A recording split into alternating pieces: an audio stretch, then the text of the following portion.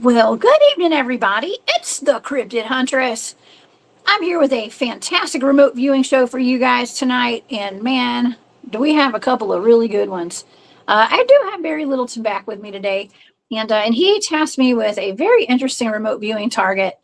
I don't even know what it is, hardly. Okay, but he's here to tell us all about it, and I got some great data for him. It's called the Sons of Light, and I don't really know what that is, but it's supposed to be really good. Okay, and so we're gonna talk about that tonight, and we also have the Whitehall creature remote viewed for you guys. That is a creature out of New York in the Adirondacks, and it has been described as a dogman, a werewolf, and a Bigfoot. Okay, and I have some really fantastic, pretty in-depth remote viewing data for that one, and I think we're going to get some answers tonight, potentially, as to what the Whitehall creature is. There could be a bunch of them, actually, as are a lot of these cryptids that have, like the Jersey Devil, for instance. There's all sorts of different descriptions of that thing, and I think there's a whole bunch of them, and that might be the case for the Whitehall creature as well. And so we're going to get deep into that tonight, and to the best of my ability, y'all. Okay, so man, it has been quite the day. I don't know where the hours and the minutes go of all my days. I tell you what, this time stuff is just weird. Okay, time. What is time? I don't have enough of it. That's all I know. And of course, if you guys would like to check out the remote viewing data for these targets tonight, you're welcome to go over to my Patreon and become a member over there. I appreciate all my members so much.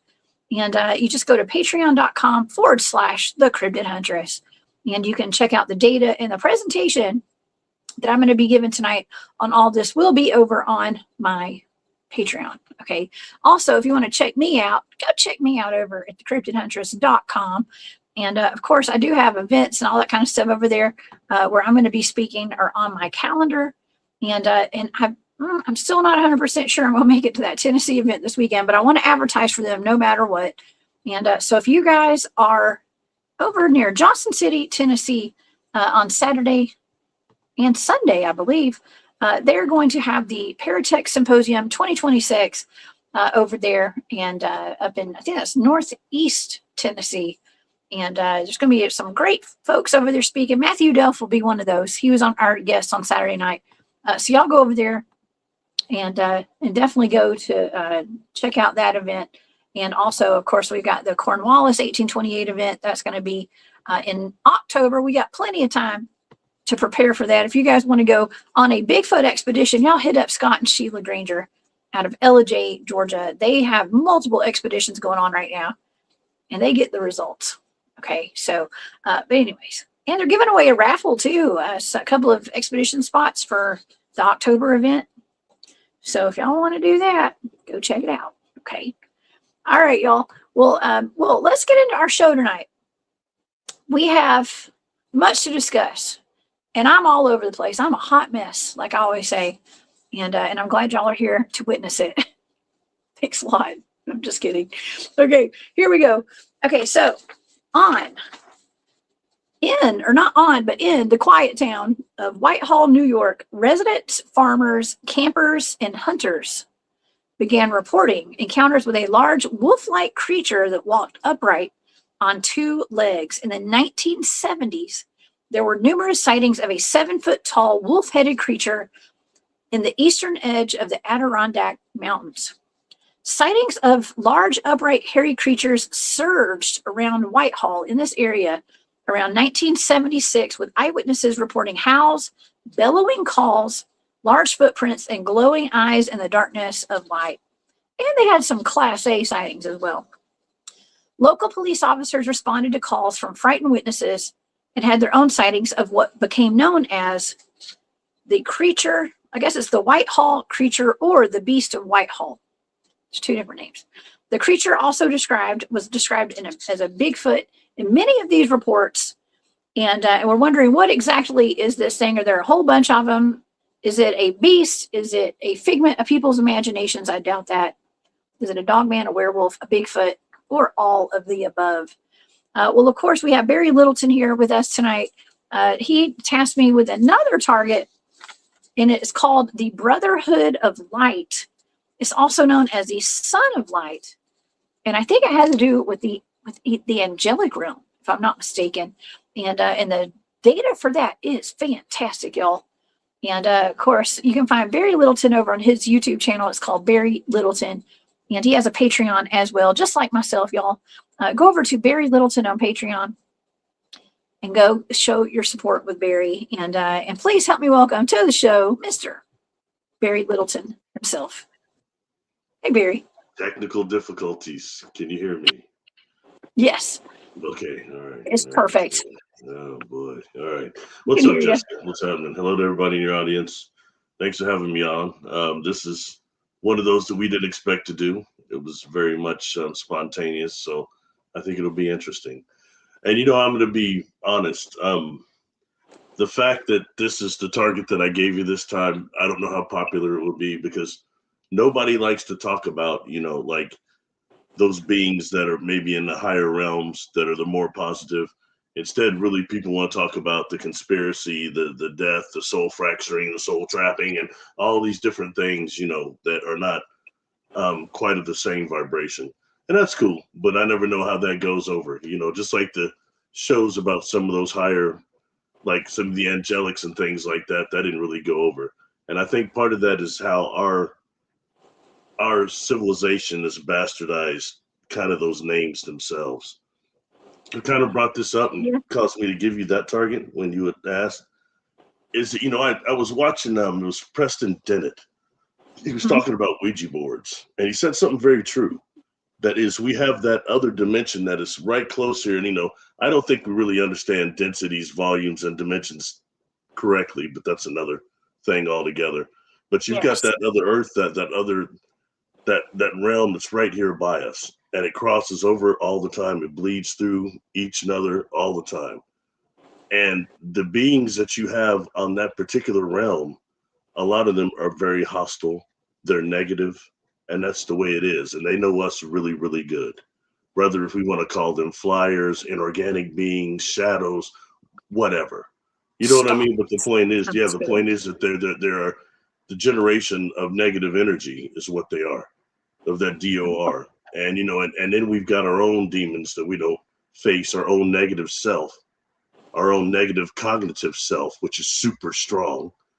Okay. And that when we face that in our own poltergeist or our own stuff, it could be, it could be just as horrendous as anything outside influence. So just a couple of things. Anyway, just when he had said that, with the closeness of that, correct. And he had mentioned too, he said, it's the beings from the higher parts of the divine field and the higher beings that are more distant and not quite as easy to get to, in terms of whether you want to call it distance as in space or distance as in vibration and as in dimension. And I know we don't have dimensions, right? One of those encounters I had when I was younger, the being told me, was put in my mind that it was from what we would call the 16th dimension. Okay. And saying we don't understand space and dimension right. So anyway, that'll tie into what we'll talk about later. So, well, that's a good point, Barry, because we always talk about things being interdimensional, right? And but it's like, what is the definite? What does interdimensional mean? How? What does that mean in layman's terms when it comes to like Bigfoot? You know what I mean? Or multi-dimensional even sounds better. Yeah. Multi-dimensional. But it is true. What does that mean really? And when in these other dimensions, what is the container of consciousness for us including? Is it just the dream body?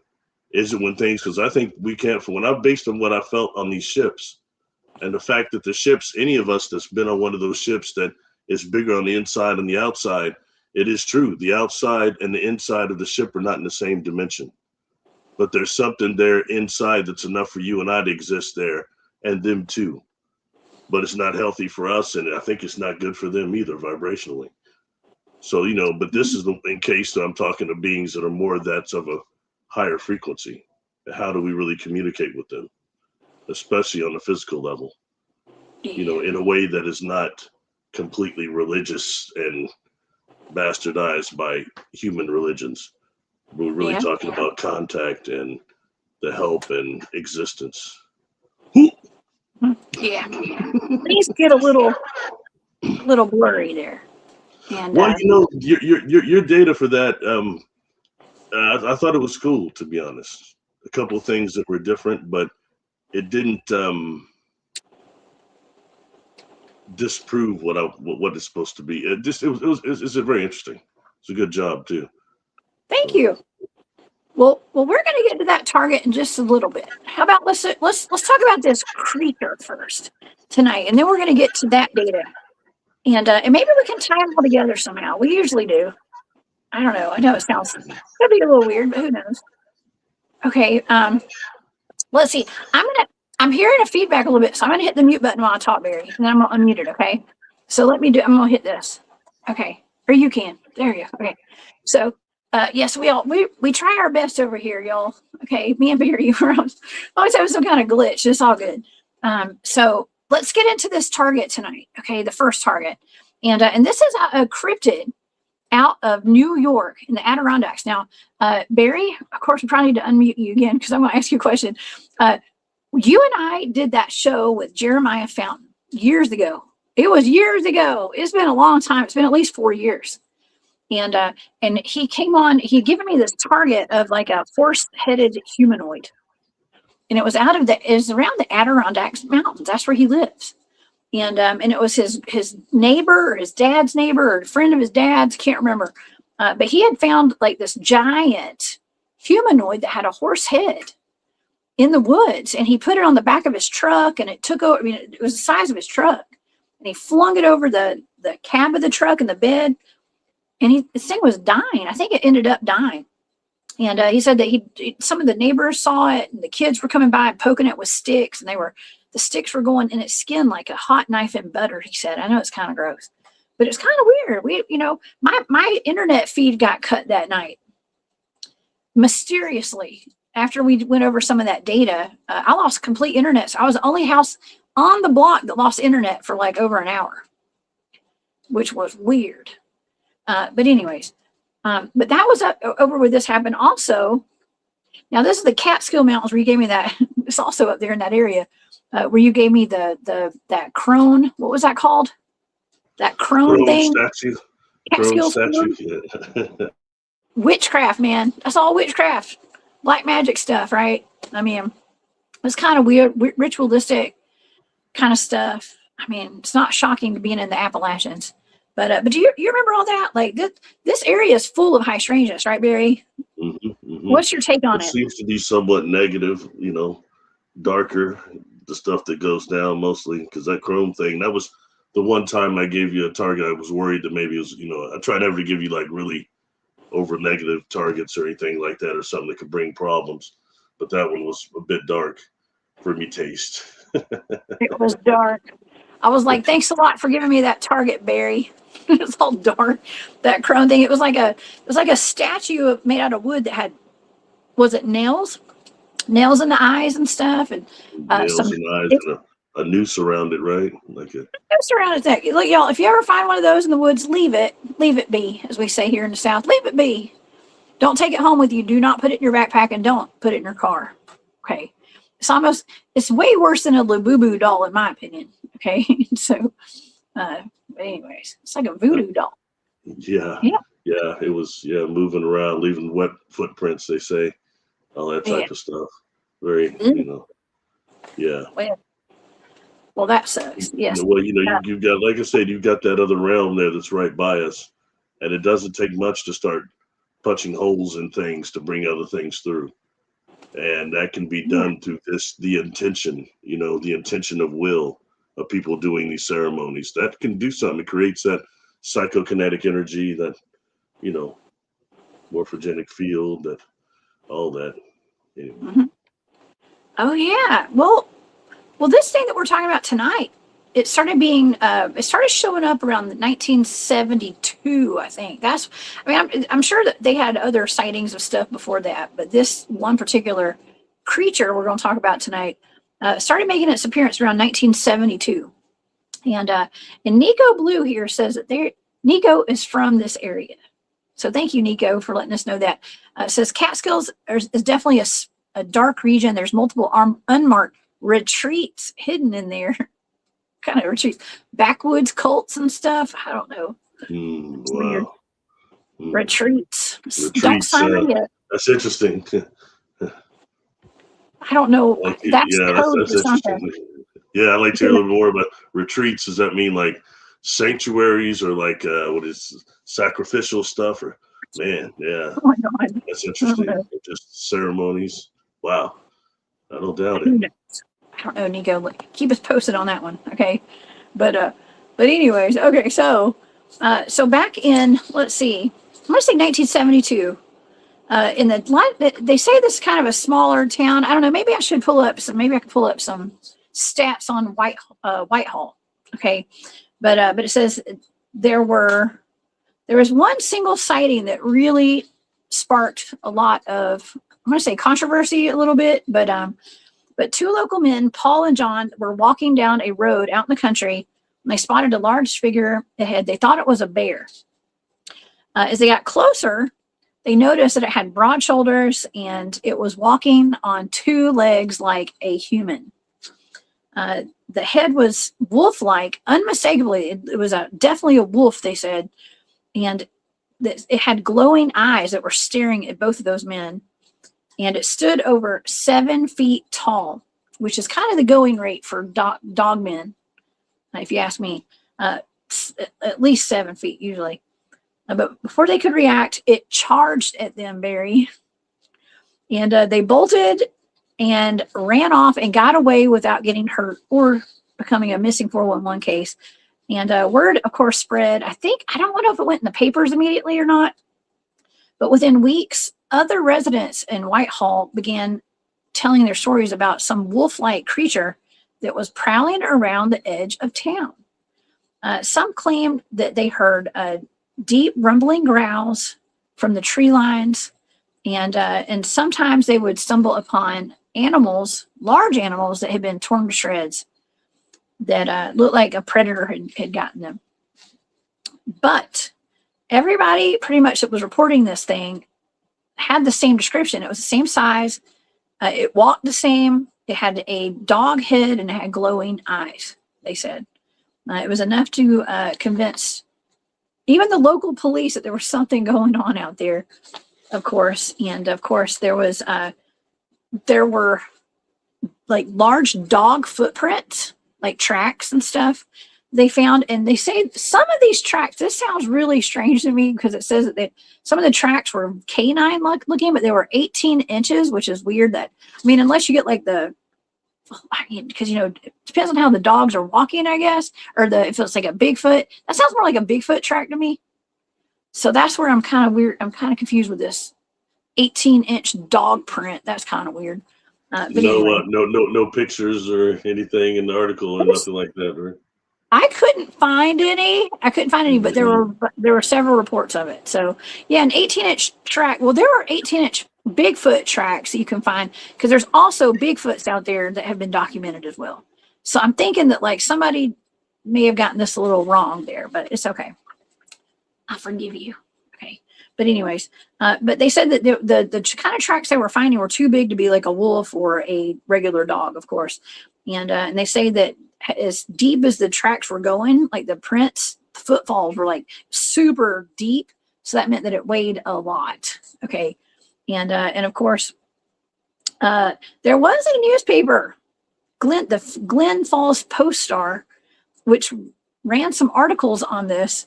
And they spoke to witnesses, law enforcement, and hunters. And it got the attention of a lot of researchers who ended up going up there and doing their own research on it. I mean, I would have too if I had been born back. I wasn't even born back then. Okay. But anyways, I think that this was even the topic of one of those small town monsters documentaries. I think I have not seen it. I don't ever watch anything, hardly watch anything, Barry, you know me. But they say that it was actually, I think it was part of one of those documentaries they did. And of course today, I believe they have the Whitehall Bigfoot Festival up there today. They don't have the Whitehall Dogman Festival. That's coming soon. Okay. Maybe I should start going around having Dogman festivals everywhere. Give them the credit they deserve. Maybe it's in, that's for sure. I think so. Helps medicinal manifestations or Yeah. storytelling, either way.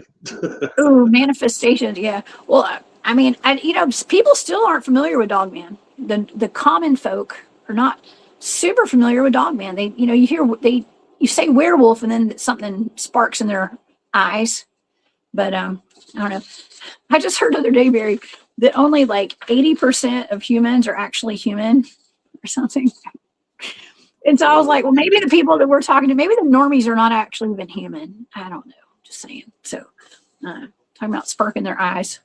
But anyways, they have a Bigfoot festival. They don't really highlight werewolves or dogmen up there, but they do highlight Bigfoot. Bigfoot's like your local friendly cryptid. It's all nice and cuddly. Okay. See, people don't know what I know. They're not all nice and cuddly. But anyways, we can pretend. Okay. Well, okay, so there's that. Well, there's also got all our forest brothers, man. You busting some balloons right now, man. I'm busting balloons. They will eat you. They will tear your head off if they want. And you heard it from me first. That's why you gotta be real careful, y'all. And be careful if you take your dogs bigfooting. Okay, just do that too.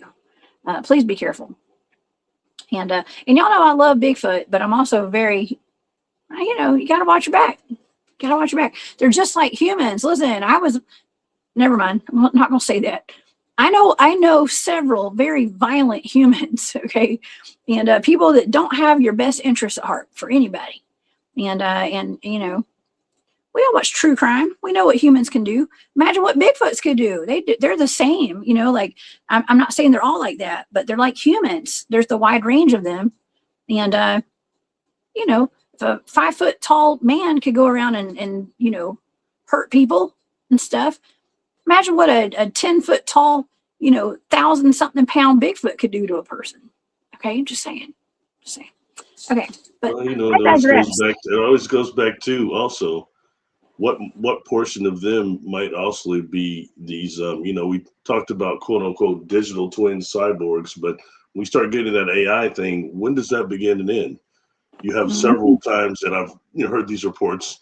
We've talked about this, which is where you have one of these patty types or somebody telling somebody telepathically, be careful of the ones that appear like us that have the red eyes.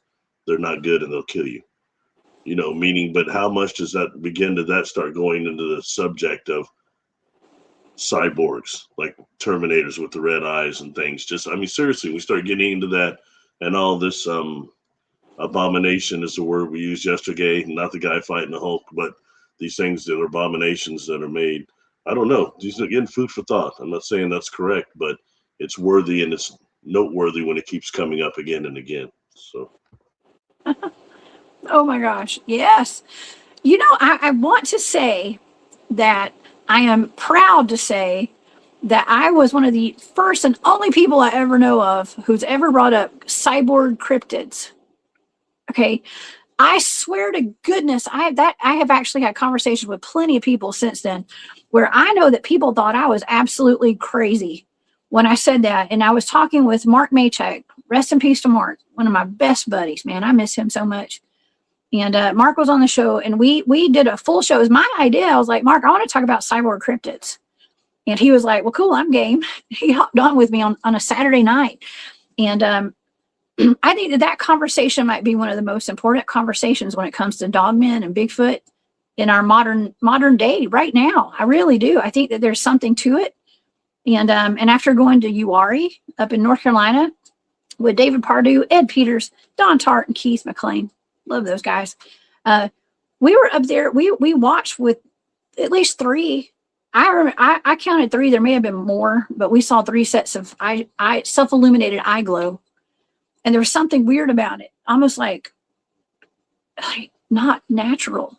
Okay, almost like dare I say robot or something. It was weird.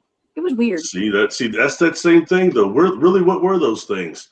They were metal endoskeletons surrounded by false flesh, by grown flesh.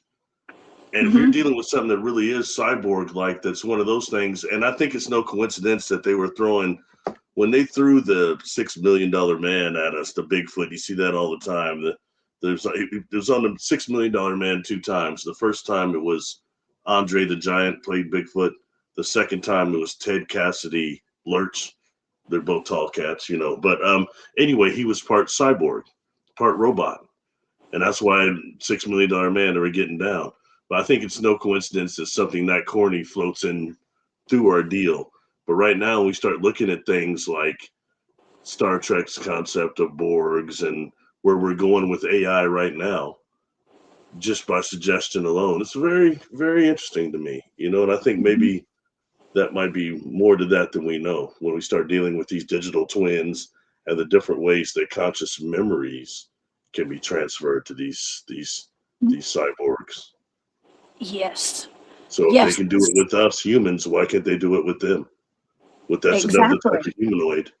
It's a Sasquatch species. Yes. You know, it really takes us to another level when you're dealing with this dark stuff and these labs and the stuff you've seen that you talked about connecting dots. Well, there you go. Oh, green eyes, all of them, you know. And not honestly, you know, I was asking this, I want to take us off track at all, but in your opinion, okay, with all the data that you've seen now, would you say the majority of like dogmen, do you think that they are extraterrestrial, or do you think they're terrestrial creations or creatures? I think based they're on both. everything you know now about them and all the viewing you've done, all of the data, put it all together, Jones. What do you think? I think they're both. I always, you know, I always kind of leave everything open, because I think that they're both, and I think that they've been here. I mean, they may have been here longer than humans, for all I know. I don't know. I mean, it seems as though they are created, though, just like humans are created. Like I said, I was watching and listening to something saying that, you know, 80% of humans, they're actually talking about, I think they're talking about white people, actually. And I don't know if this guy was basing that off of like the Cabbage Patch Kids and the whole, you know, human resets and things like that. I don't know. I mean, listen, I have met plenty of people in my lifetime that I question, are they even human? Okay. And so yeah, are they human at all? Like we see it a few at some conferences. No offense to anybody. Very. They don't. Yes. Well, okay. Here's the thing. Here's the thing. I know that all of us are not 100% of human origin, and I know that's a wild statement to make, right? But not everybody. Even in this chat right now, I've had plenty of conversation with people who have confidently told me they are not 100% human origin. Okay, and so it's just, this is something that we can accept. I'm not saying you have to. You guys don't have to accept anything I say. I don't know nothing about nothing. Okay. But I think that it's important that we keep the conversation open, and I think it's important that we do kind of open ourselves up to the fact that everyone is not 100% human. And I don't mean robots. I mean of other origin, galactic, intergalactic, interdimensional, you know, fae, dare I say, things like that. I mean, all sorts of stuff. Canine, Bigfoot, DNA, I don't know. The charters that I talk about. Yeah. Think like Time Commission. Humanoids, those are humanoids. But the question is, humanoids, are they from the future, or humanoids that are raised off planet for generations, maybe, and then come back here? Well, you know, I also want to pride myself on having such a variety of topics here on my channel, and you too on your channel, Barry, is that we connect the communities, we connect the people, we connect the topics, and we're seeing that it's really a lot of it is connected. Secret space program, UFO, spirituality, cryptids, ghosts, paranormal, all that, and so yeah, so it's all coming full circle. I want to say that, and I want to give you some credit, okay? You know, you had an incredible show a couple of days ago with Jane and Gerald, Night Watchers. And you all were talking about, we're talking about how are you phrasing that exactly? It was really cool how you all were saying it. About what? About what? It was the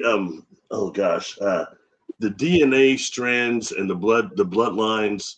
Yes. That were like, I hear talk about that a lot, but you all were bringing it from a whole different perspective. And it was it the strains of what was exactly that you all were saying? Really well, nice. we were discussing how the government is tracking down people through blood, through bloodlines, alien DNA bloodlines, and through the 23andMe and Ancestry.com. And Gerald brought up a wonderful point. He was saying he and Gerald and Jane both were talking about them tracking the Jesus bloodline and the Christ bloodline. Yeah, And I thought that was really cool. Through that, and it's not only alien. I mean, it's all different types of aliens. Where they're kind of focused the article on the Nordics through Lynn Buchanan, what he said. But I think it's all of them. It's all the different races. And we're talking about werewolf bloodlines, vampire bloodlines, you name it. They're just tracking everybody through that. It's interesting what Gerald brought up there because I'd heard for a while since the newer DNA science come up what they were doing with the shroud of Turin or whatever it's called, that they're doing all that shroud. I think they're doing all that testing on that and these other things. And it's real interesting that comes down. But I want to give you credit for that because I'd not quite heard a couple of the ways that you all put a twist on it, and then I heard people almost immediately taking that, and you got no credit for it at all. You probably don't have no idea what I'm talking about, but it just ticked me off. And I know that happens a lot for the work that you and I do. People watch and they take the information and we get no credit at all. That's cool. It's not about being famed. We haven't gotten bit by that bug yet. But I think it sucks that people are the ingenuity like that is and ingenuine. It's just it's weak. Anyway, let's go back to what we were talking about before. And that's okay, Barry. We always say it's good that people are getting information. That's our job. Is to be groundbreakers over here. Thank you to Gerald and Jane, by the way, for that. Yeah, that was real cool. It was good. And let everybody run with it. That's how we elevate. Okay, that's how we elevate. In and out. That's why I couldn't describe it good that day. So. Well, it's all good, and I want to thank Lavera. Thank you so much for that super sticker, Lavera. She says you two did not wear green. Oh no, we didn't. We usually do match actually, and she goes, no, my PC corrected now, looking good, much appreciated. Appreciations and have a great stream. Thank you so much for that, Lavera. I appreciate your support. Thank you so much. Yeah, Barry and I almost matched today. We kind of do, but we talked about that yesterday. Okay, well let's get back to this cryptid, okay, or the cryptids. I think there's a whole bunch of them, and like I said, there's certain cryptids that I have done remote viewing on. You're asking about Dogman, in my opinion on Dogman. A lot of times when there's something like the Beast of Bray Road, is that out of Wisconsin, I believe, or Michigan? I think it's Wisconsin, I don't know, or Michigan, wherever Bray Road is, y'all. Okay, so there's that. There's the Jersey Devil. There's different places where there's just like Patty from the Patterson-Gimlin film. We think, everybody always thought there was one Bigfoot. Oh my God, there's one Bigfoot. Actually, there's probably hundreds of thousands or millions of them. Okay, and so like Beast of Bray Road, we think there's one Beast of Bray Road. There's many Beasts of Bray Road. Okay, and the Beast of LBL, there's not just one Beast of LBL. There's beasts with the S, plural of LBL. I've been there.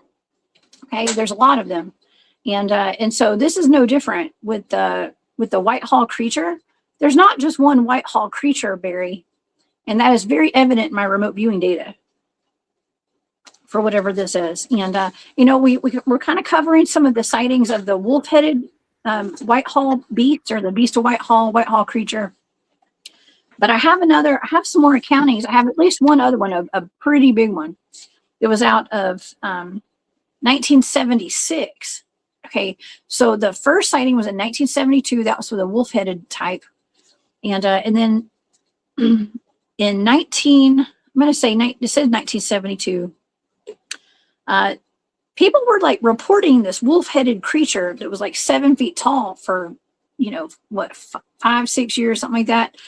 And then there was a cluster of those sightings, and then let's see, in 1976 there was something called the Abair Road incident. Abair, I think that's how you pronounce it. Abair, Abair, and they called it the Beast of Whitehall. 3 teenagers together reported seeing a very large, hairy, upright creature in a field off of Abair Road.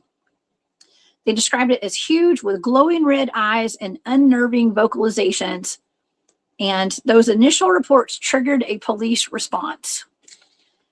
Officer Brian Gosselin and later other officers and some family members reported face-to-face encounters. Gosselin's account included a close, spotlighted view and a reported howl. it became one of the most cited and detailed eyewitness claims from the incident. So that was a cop. That cluster of teenagers, there was teenagers, officers, and other local witnesses, made this one of the, what they call one of the biggest cases of Bigfoot sightings in, they say it in New York or the East Coast or the Northern Appalachians, whatever, but I don't know. There's Bigfoot sightings all over the place. Okay. But they say that, yeah, I don't know. There's not much more there that I could read for you guys. But anyways, it was well known. Let me see. I think I may have it pulled up here. Yeah. Okay. They said that it was an alarmingly large creature. I'm trying to find, they said, okay, the one the cops saw, they said that it was around 7 to 8 feet tall and it weighed about 400 pounds. Okay. So Goslin's fellow officers, his father, Wilfred, I guess he worked with his dad, and brother Paul also saw something they could not fully explain. Giant tracks were found on the river's edge near the field where this thing was spotted. Descriptions included the account of this animal, the animal being 7 to 8 feet tall, weighing 400 pounds. And yeah, red eyes. Here's the red eyes again, Barry. Okay, so we're talking about red glowing eyes. I've seen red glowing eyes. I've also seen green, orange, and white glowing eyes, self-illuminated glowing eyes. Yeah, to say for the record, not eye shine, self-illuminated. Not eye shine. Which takes it to a different level. Yeah, on something generating that. You know, and I'm trying to think, are there any natural species, including that type of owl, that actually generates self-illumination of red? I do not believe so. It's always just an eye shine, a cone and rod thing, correct? Yes. Yeah, usually. I mean, and that's something that David Pardue always said. David is a good friend of mine, and he's been on the show several times. We go Bigfooting together pretty often. And he, when he took us up to the Uwharrie area, he told me, Jessica, these Bigfoots, he'd been going out there for decades. He said, these Bigfoots only started having self-illuminated eye glow in 2012. He noticed a complete change in 2012, Barry. What's up with that? Really? Why would it be 2012?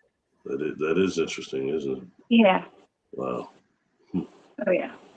An introduced component of some type. Yes. Hybridization, maybe? Alien hybrid?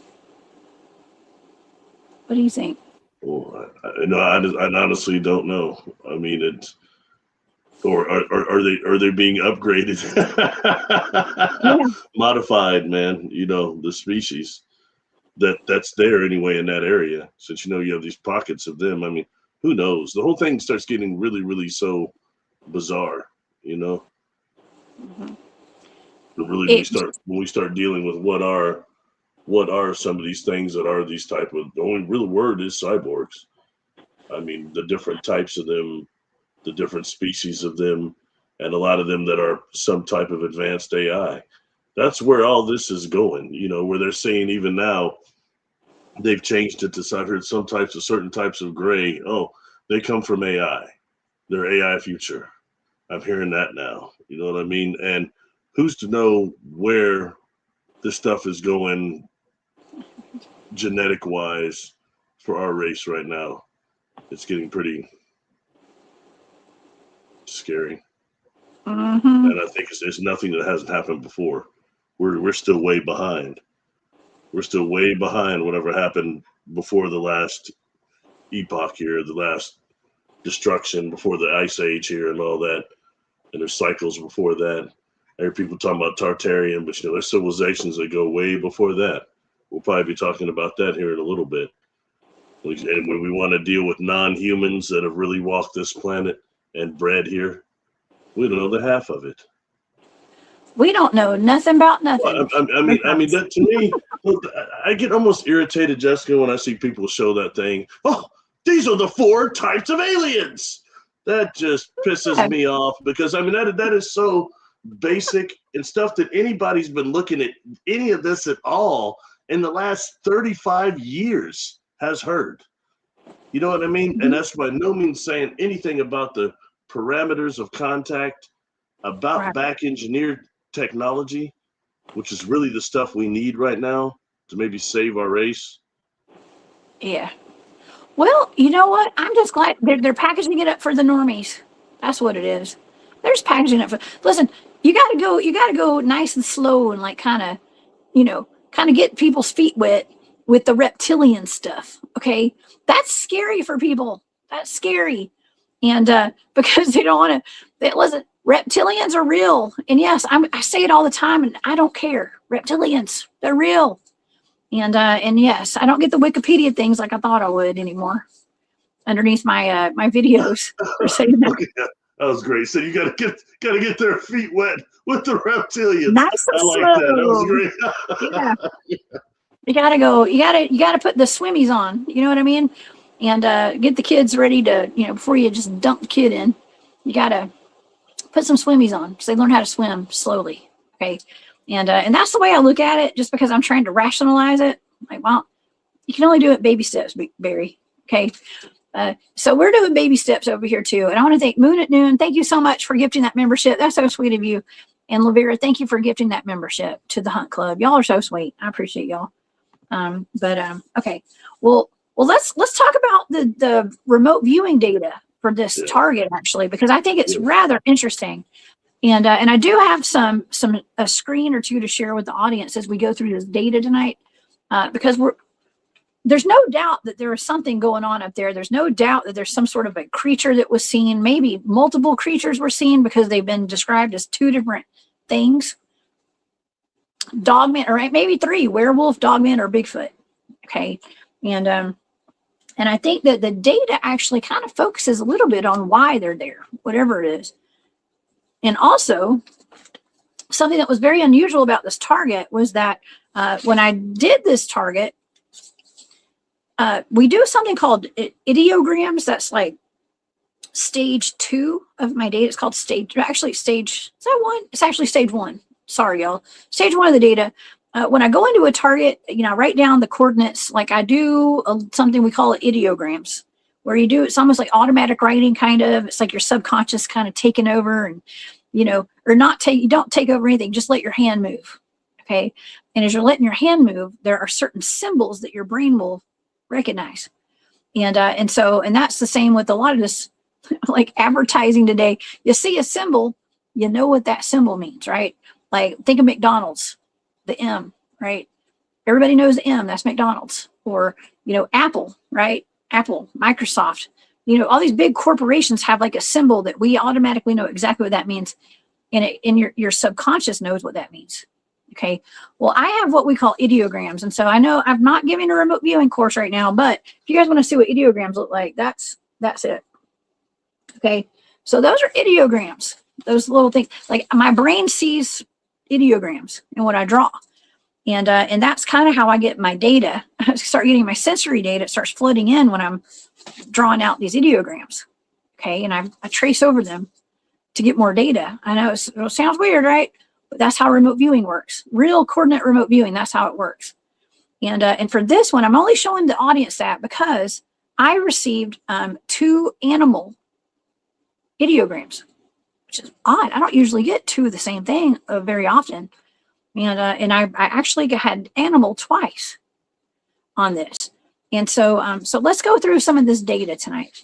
Okay. And so I'm going to go over my sensory data. We're going to go over the analytic overlay. And that analytic overlay is me trying to make sense of like the sensory data. That makes sense. Okay. And so let's go there.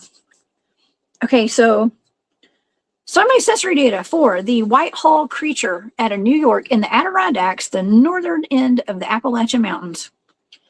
I got living, alive, organic, lean, aggressive, new, ancient, found, conductor, meditating, covered, and hidden. And for my analytic overlay, which is me kind of like making sense of all this and trying to get all the things that it could be out of my head. I know it sounds kind of weird, but let's just go over this. Animal, 2 animals. I wrote down 2 animals because it was in my ideograms. 2 animals. Oh God, Barry, I heard Tupac. Tupac was in my head. I know. And this has come up in my data before in past targets. I heard, I ain't a killer, but don't push me. And so I wrote that down. I didn't write down the next line. That's kind of dirty. Okay, but I wrote, I ain't a killer, but don't push me.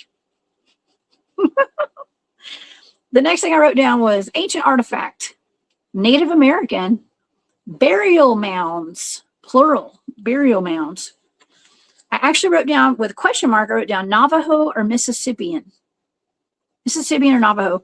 And then I wrote earthen mounds.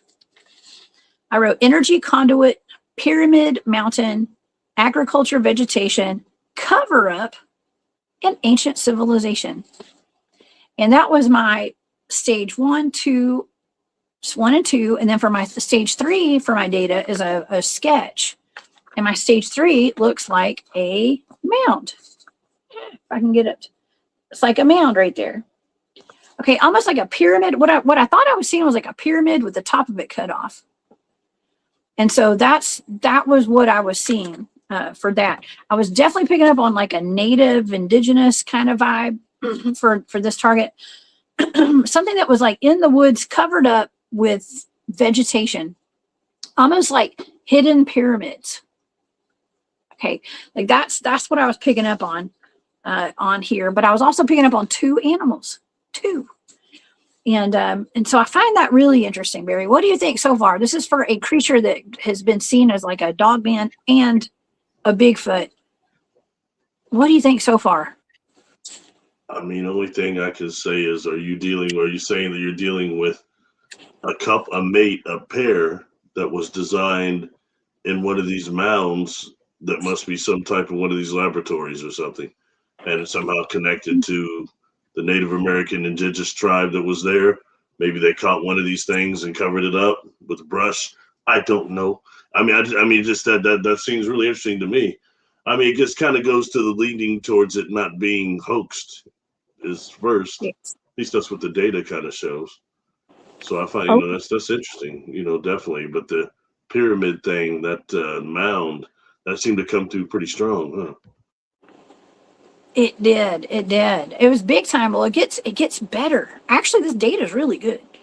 And Aaron said, hey, Aaron says Mississippian is a blanket term for a lot of different tribes. Yes. And a lot of different types of mounds too, along the Mississippi River, up and down. Some people think that the Mississippi River was actually the Nile, and we're living in old Egypt. Okay. So just saying, I think we should remote view that, Barry. Boy, that'd be a really good target. Yeah. Let's add it to the list. Okay. But that'd be a great one for my whole team, actually. You know what I mean? But anyways, okay. Yes, and thank you too. Mike MC says some of the Mayan pyramids had their tops cut off. Yes, they all had like that. We have ancient Mayan ruins here in Georgia. I mean, the Mayans, there's so many pyramids in North America, y'all. It's wild. Okay. Well, let's go to stage 4 of my data. Okay, so I was picking up on something guided and guarded. And I wrote down guardians of the land. And I picked up on a ghost or spirits. And I wrote down, I put ghost, energetics, and spirits is in my data. And then I started feeling like part of my emotional impact, it's like one of my columns that I write down. I was feeling like I wrote down reverence, respect, and acknowledgement. Reverence, respect, acknowledgement. And then I wrote living large, 2 tribes, clans. 2 tribes and clans. Okay, so definitely picking up on some kind of, I'm going to say Native American like tribe or something. And then I started seeing a map in my mind. And I wrote separated. I wrote the word separated down, but under mutual agreement. And then I wrote this. Okay, this is another thing that I drew. Was like, what I was seeing was like a map or something. And it was like it was almost like 2 civilizations or like 2 tribes. But they were connected, but they were separate. Okay. It says they also work together. I said also work together. So that's all. So I think that's interesting. So that's my second page of data. So do you think that could have anything to do with the 2 animals? The 2 tribes, the 2 animals? Or do you think that's separate? Yes. I think it's all the same because it's all for the same target. So maybe it would too. I mean, analyzing this, I mean, everybody, I put this out there for the public to analyze themselves. Okay. It's not fair for me just to go and analyze all my own data for a remote viewing target. I put this out there for y'all. Y'all can analyze it how you will and come up with your own conclusions on this. But if I did analyze this, I was going to analyze, I'd be like, I think that there's two different tribes of animals, maybe. And by animals, I mean like maybe Dogman and Bigfoot, or two Bigfoot clans, or even two Dogman clans. I don't know. I know people don't like to say like Dogman and Bigfoot are, animals, but the government classifies Bigfoot as an animal. If you go by some of those maps. Well, if you go by quote unquote what they're calling, they used to call the type 2s, they're reported to be much more animalistic. And, that goes to the people that account to say they're animals. I don't care what nobody says. No spiritual stuff. They're animals. They can be shot. They can be killed. Yada yada. You know what I mean? So that goes. But I think we're becoming aware of how even the classifications of Sasquatch we have is invalid. You know what I mean? Especially when you start getting to those Gugwees and type 3s or whatever. But how many of them are getting confused really for the Dogman? Or that's some sort of breeding project right there, the type 3 and the Dogman. I mean, I don't know. It gets so convoluted, it's hard to see straight. You know what I mean? It is. It is. And Tyler, how cool is that? Tyler says, I seen a very old map months ago of America, and in Georgia, it said, I think, Egypt. And that would be interesting. I mean, I travel to Tennessee pretty often, and Tennessee has, and even like Illinois and Ohio, like a lot of these areas right here, kind of from the south up to the north, in this region right here. I mean, let's just say along the Appalachians, kind of to the west of them, a lot of Egyptian, names of towns and stuff. And I don't know, it would be kind of cool. Like I said, we do have ancient Mayan. They say they're Mayan. I don't know. What if they're Egyptian? I don't know. Ruins in North Georgia. So I don't know. I feel like I do have a connection to ancient Egypt somehow, but I also feel like there may be a connection to Mars as well. And I know it sounds weird. It's not the show for that. Okay, we're not talking about that tonight. But I think there's a connection. We have though. Yeah.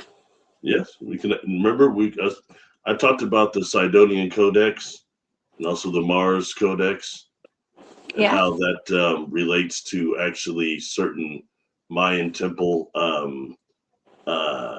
figurines, and also a mask. Some of the masks, like the Venus mask and the Jaguar mask, and how that may connect to the Olmecs and also to Sidonia and the face of Mars. That's stuff we did talk about. And you did some remote viewing on that did not disprove my theories or what I see. So, it's interesting. Along with beings coming from Tau Ceti F and blowing it up there, and then doing the same thing on Mars, some type of war from orbit involving almost nuclear fission of some type. Whoa. Oh, you saw all that, remember? I did. I 100% did. Those shows are all on our remote viewing playlist. Book, Death on Mars. Sorry to interrupt. Yes. If you guys want to watch those shows that Barry and I did, those are fantastic. They're all in the remote viewing playlist here on my channel. So just look up, just type in Mars. It'll come up on the playlist. So now, that's an interesting comment right there. Now, the Raven tribe in Australia would disagree, because they're saying that actually everything we know as Egyptian had also was there as well, but that them as the Aboriginals were the first humans on Earth, and that they were seeded here from the Pleiadians, and that the Pleiadians looked just like them. So they were extremely that means the first Pleiadians here were extremely melanin dominant. I'm just saying, because we don't hear that. We hear about the Nordics and the tall whites, of course, but we don't hear about that right there. What those Aboriginals are saying, what they're actually showing artifacts concerning. But there's a definite connection of Egypt artifacts that have been found in Australia. And you met and interviewed the Strong brothers. There's some of the people that are talking about that. Yeah. Well, they have the out of Australia theory. But also I have spent an extended amount of time up in the Cherokee region of, North Carolina, up near Cashers, with Chief David, rest his soul, bless his heart, wonderful guy. He was a Cherokee medicine man that I spent the weekend. We went camping with them, and they have a very strong Palladian connection as well. They claim they're from the stars, and I believe they claim. He didn't tell me they were Palladian, but I have made that connection at this point as well. So I mean, I don't know. Maybe there could have been multiple places where they, landed. I say landed. I don't know, wherever they set up shop on this planet. So it's just all very interesting. Well, I always stay out of that because it begins challenging the out of Africa hypothesis, and that's what most people want to go. Was it Australia? Was a hypothesis? Was it Africa? For me, I don't really care. Melanin dominant cats. I'm good. So it's Oh yeah. Well, Marcel. Yeah. Well, that's all very interesting. Yes. Hugh P says a few states have cities called Mars Hill. We have Mars Hill in Georgia, I do believe too. Yes, we're a bunch of half this audience are probably Martians. Is there a candy bar too, or they get rid of those? Mars, yeah, Mars. They are. Okay, we have one more page of data here for this one. Okay, so I actually did a deep mind probe, Barry. I don't do deep mind probes often. If you guys want to know what a deep mind probe is, they get in your head. Okay. But I picked up on at least 2 animals, right? And I can communicate with anything if it has a consciousness when I'm remote viewing. And so I asked at some point, I said, when I was picking up on the tribes and the clans, okay, like that's when I said, what are you? I didn't say who are you? I said, what are you? And that was my question. Because I don't know what I'm remote viewing. I'm just like seeing something. I'm like, well, what are you? And these are the answers that I got. The unseen, watchers, guarding, and beyond the unknown, which was weird. What is beyond the unknown, Barry? That's weird. Beyond the unknown, they said. And then I wrote down, I was seeing like a box, or like what I write usually when it's like a parallel universe or something. And I wrote down interdimensional. And then it said, you can't see them. It has something to do with shifting and moving and shifting in and out, vibrations, frequency, and existing beyond our comprehension. And so that's what I wrote down. That's the end of the target right there. So whatever I was seeing, it apparently can come in and out of this reality, not just solid all the time, which is weird too, right? And that's actually kind of begging the question too, like, what does interdimensional really mean, Barry? Like, what is interdimensional? Well, what is manifested and unmanifested?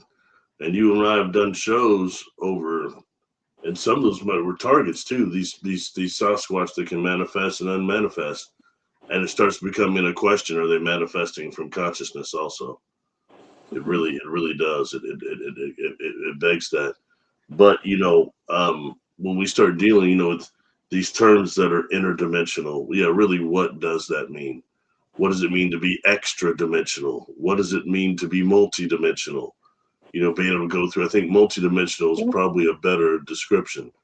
But in reality, we're talking about these beings are manifested and unmanifested. And what are they consciously when they're unmanifested? Do they just switch over to another body, or what is the form on the other side? Is it astral? Is it dream? Is it energetic only? These are things that really need to be kind of taken into account. Because like what you and I know, that if they're using portals, what is their use of radiation then? Since the radiation seems to come with these portals, we know it's a major part of them now. Not just the manipulation of them, but the environment themselves. So, and when dealing with them manifesting and unmanifesting, where is the energy coming from? You know what I mean? Just basic science there, that the energy is like, for example, as much as I enjoy the Marvel Universe, DC Universe, all that, but something like, for example, Lou Ferrigno, Bill Bixby, when he turned to Lou Ferrigno and all that, or the Hulk thing, really for him to get that size, where does that energy come from? The simple explanation of gamma radiation poisoning doesn't really get it. You know what I mean? That's a burst of cells that are expanding in a way that is on a whole nother level. So when dealing with them, and I thought it's fascinating you had watchers in there. And when we start dealing with the concept of quote unquote Nephilium, maybe it takes us more into this than just into the Sasquatch thing. And something that we'll be talking about later on, much later on, will be this book.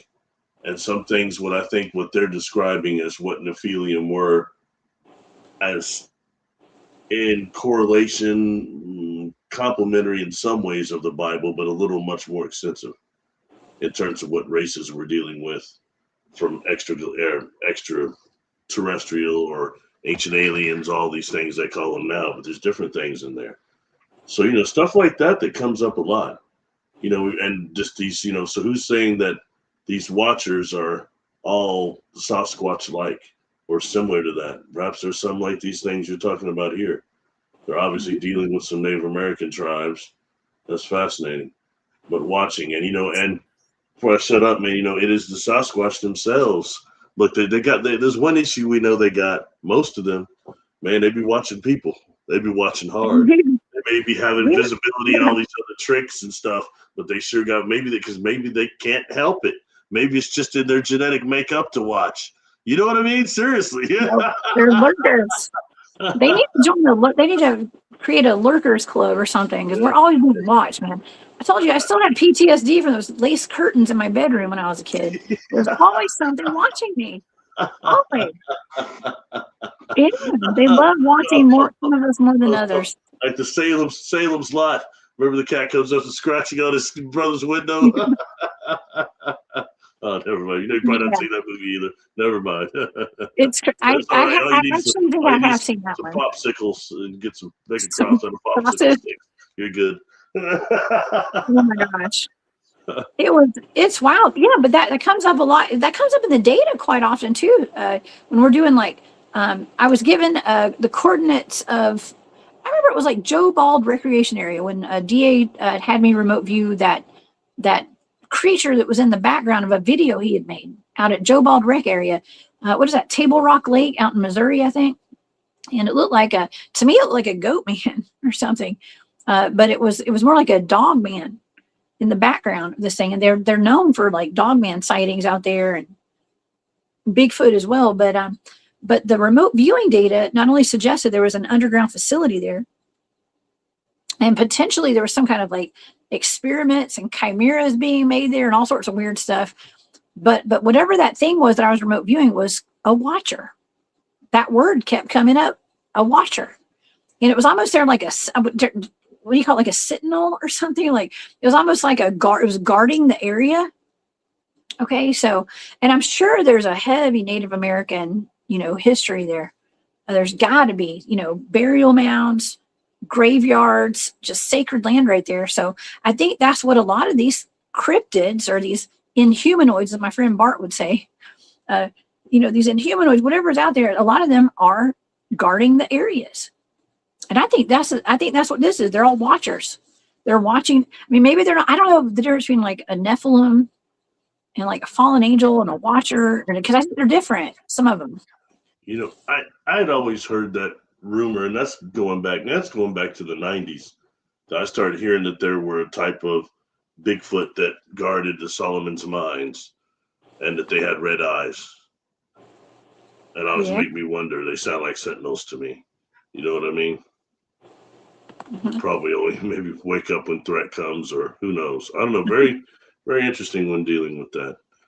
And the whole concept of how many of them are not just guardians of the land, but a little bit more than that, especially if there was a part of them that had been created for that. Mm-hmm. Yeah. But where does that begin and end? Well, where does the relationship with them and being enslaved by reptilians start and begin and end? Seriously, I don't know. That's based on the accounts you and I have heard. Yeah. Based on the stuff I had heard from guess who, Tom Powell. Yeah. But yeah, I mean, seriously. So I mean, what was this like when this was really a Type 1 civilization here on Earth? We see only remnants. those Mayan pyramids, how many of them is there's like 30 something, or is it 60? How many total There's a, Mayan pyramids? There's a ton of them. in the U.S. None of them. No, just Mayan pyramids that were found. Was it in Peru? Is it or? Let's see. Many. I know that the Codex says it. Mayan pyramids. How many Mayan Okay, pyramids? let's see. I don't have a number right off the bat, but 10 facts about Mayan pyramids. I don't know. It doesn't say here. 6,700 previously unknown structures. Oh, you found it faster than I did. Okay. Wow. Okay, that's more than even what I was thinking from this Codex. That's a lot. Oh, it's And that means they're all up through North America, Central America, and South America, right? Mm-hmm. Mm-hmm. That's more than they have in Egypt. So, what does that tell you? It's interesting, but going back to that, okay, that's not even taking us off topic.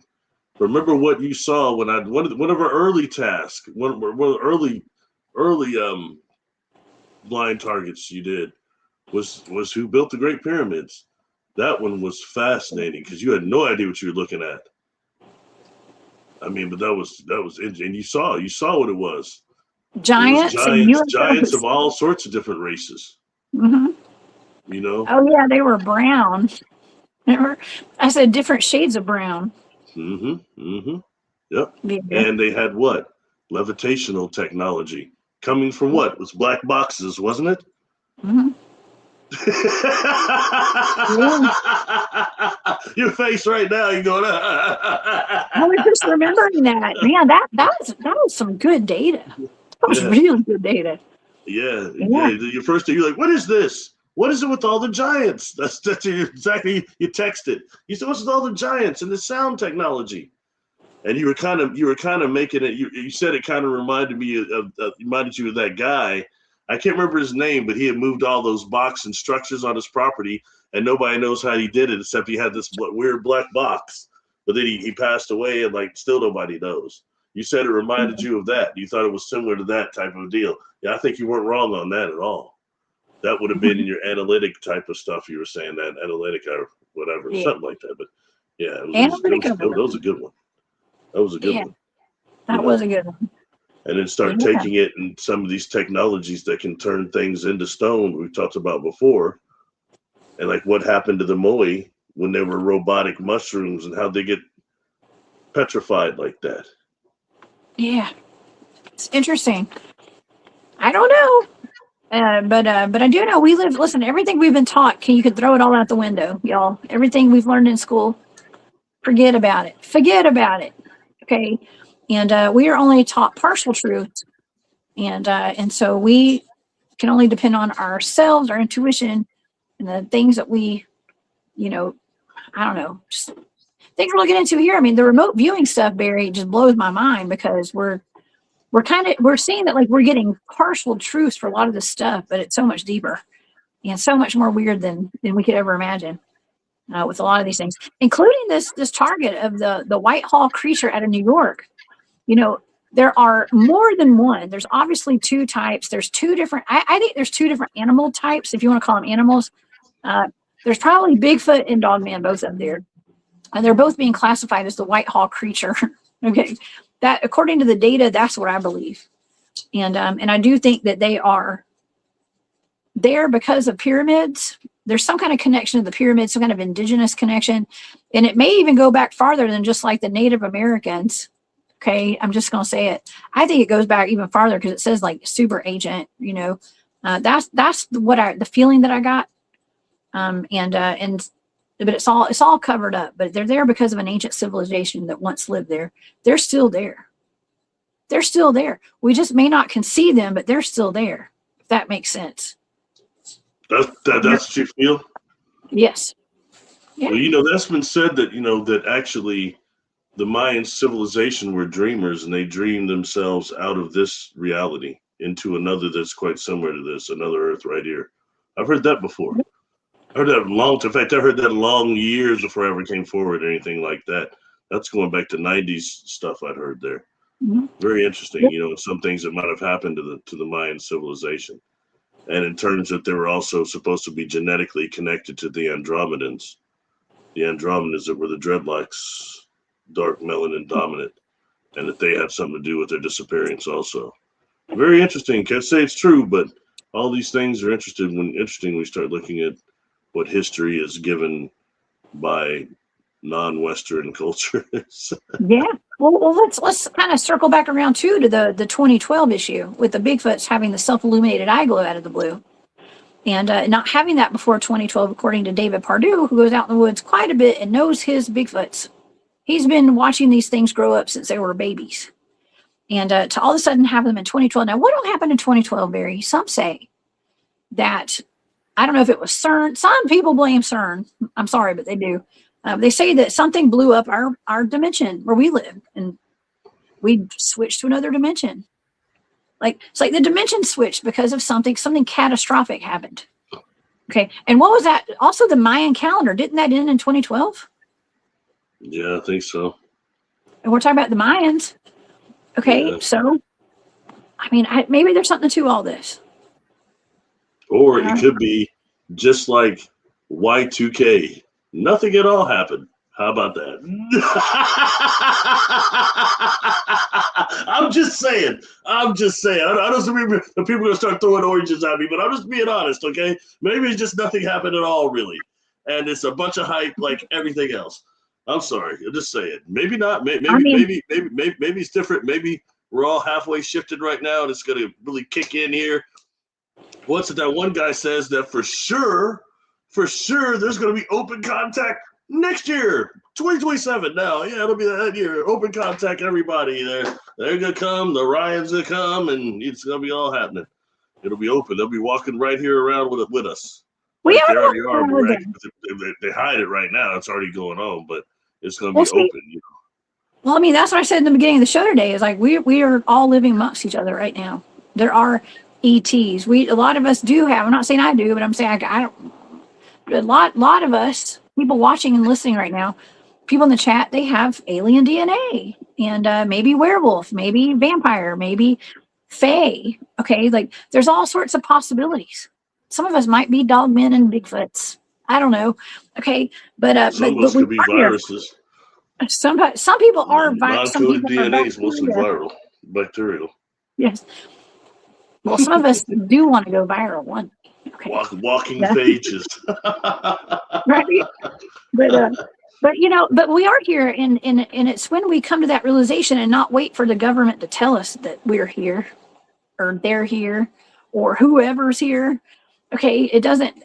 What they say doesn't really matter to a lot of us, because we already know it, because we are the disclosure, and so that's all. That's all. I mean, you and I both have been having interactions with ET since we were small, and so you have been vocal about that. I've only been vocal about it for the past 5 years. I haven't talked about that until recently. Mm-hmm. So, I'm glad you do now. Excuse me. I'm glad you do now, because it's part of the contact experience. You know, all of it, because it's not just contact experience. Doesn't just mean ET or interdimensional. It's all these things, the cryptid, the poltergeist, everything, you know, but contact comes in so many different varieties. And now knowing that, you know, really when we start dealing with these beings that are conscious and faster us vibrationally, how quickly they can really, the word is download now, but how quickly, you know, and I've had some clients now, and I always knew this was the case. They've just seen, like some of your audience right now, seen one of those UFOs just a few seconds before the era of the drones, seeing just a UFO for maybe 3 seconds, and nobody else saw it, maybe one other person, but actually they were on board that thing and had a total contact in a way that happened so quick. You know what I mean? That it's unreal. And I've run into this a couple of times now. In fact, you know, it was I believe it was Jimmy Church, who I'm pretty cool with. He had a situation that he'd seen a UFO somewhere, I don't know if he's in California or somewhere, and he was with somebody that I'm not real big into. Anyway, but he saw this UFO just very briefly, and he told me that he had got a type of regression done, and it was a craft he was on board and in contact with some beings in there. What it was seemed like a long time, but this happened in just a second with him watching this thing. So we start dealing with those beings that can bend the space-time continuum, and on top of that, they're just vibrations faster than us.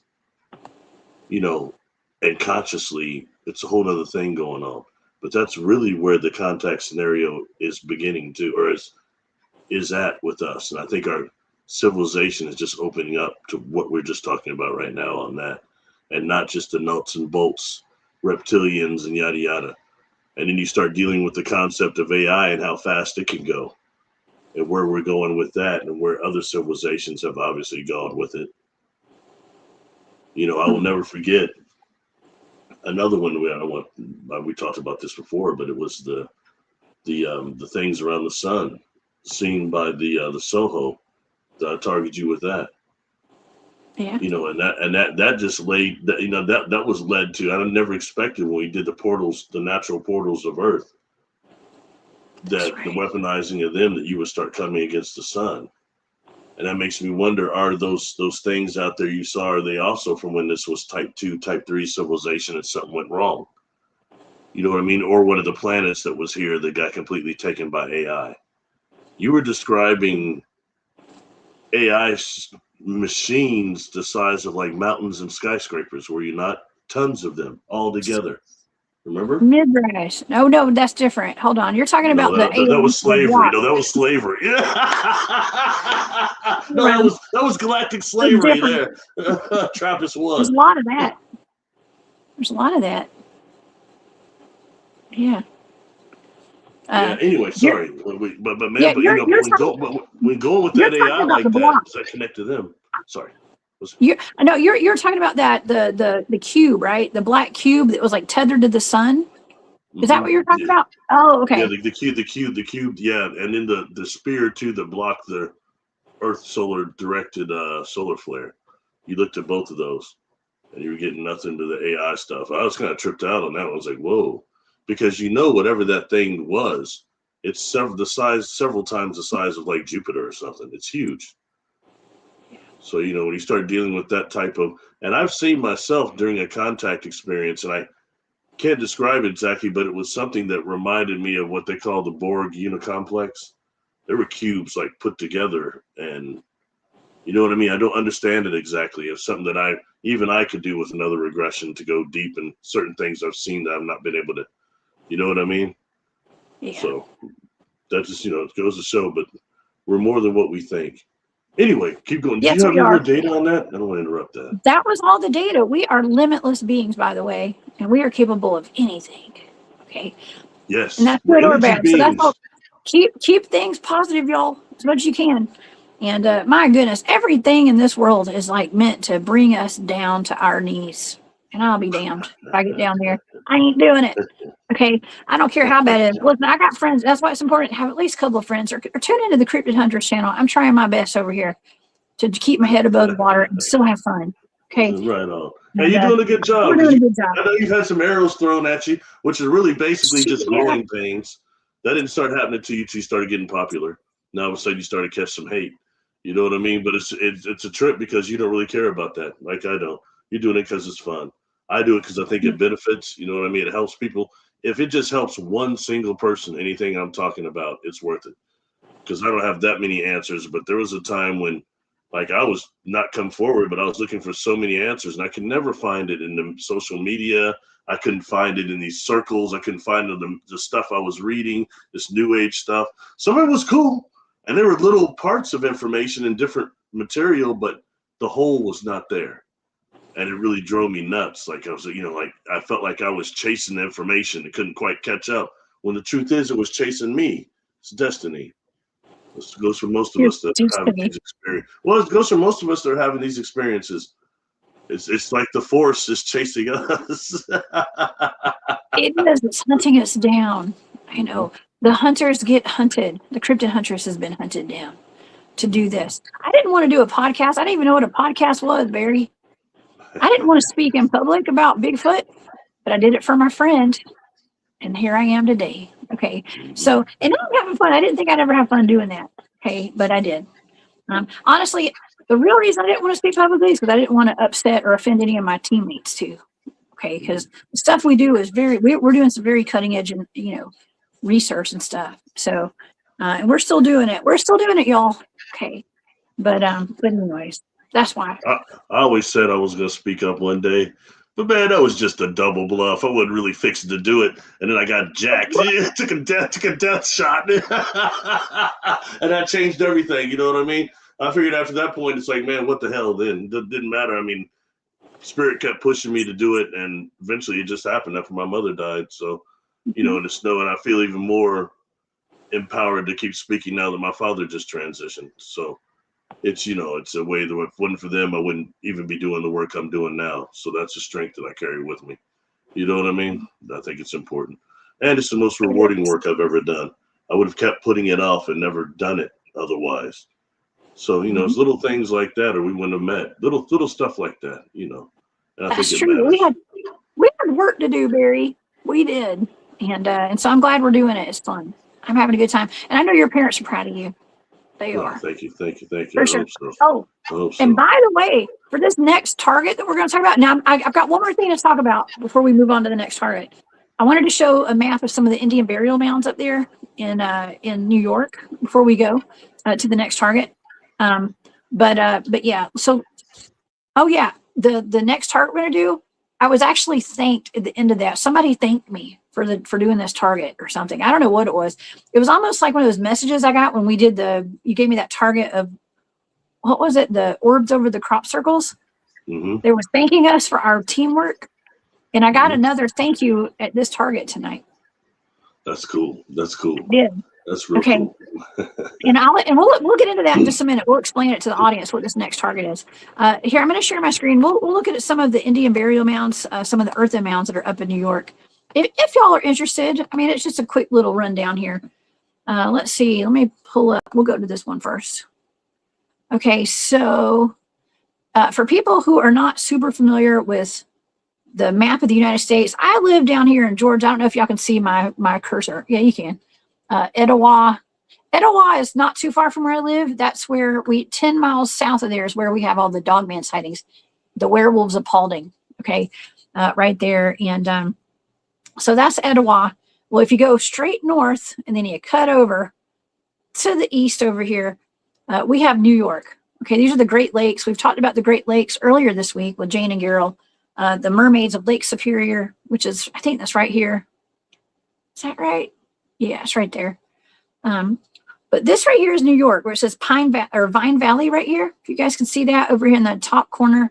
And over here I think this is the Adirondack, if I'm not mistaken. Maybe it's a little further south. But over here to the west side of the state, there are 1, 2, 3, 4, 5, 6 burial mounds that are on the map right there. That doesn't mean there's not more. Those are the ones that are, in the historical records right there. Okay, so there are some right there. And let's see.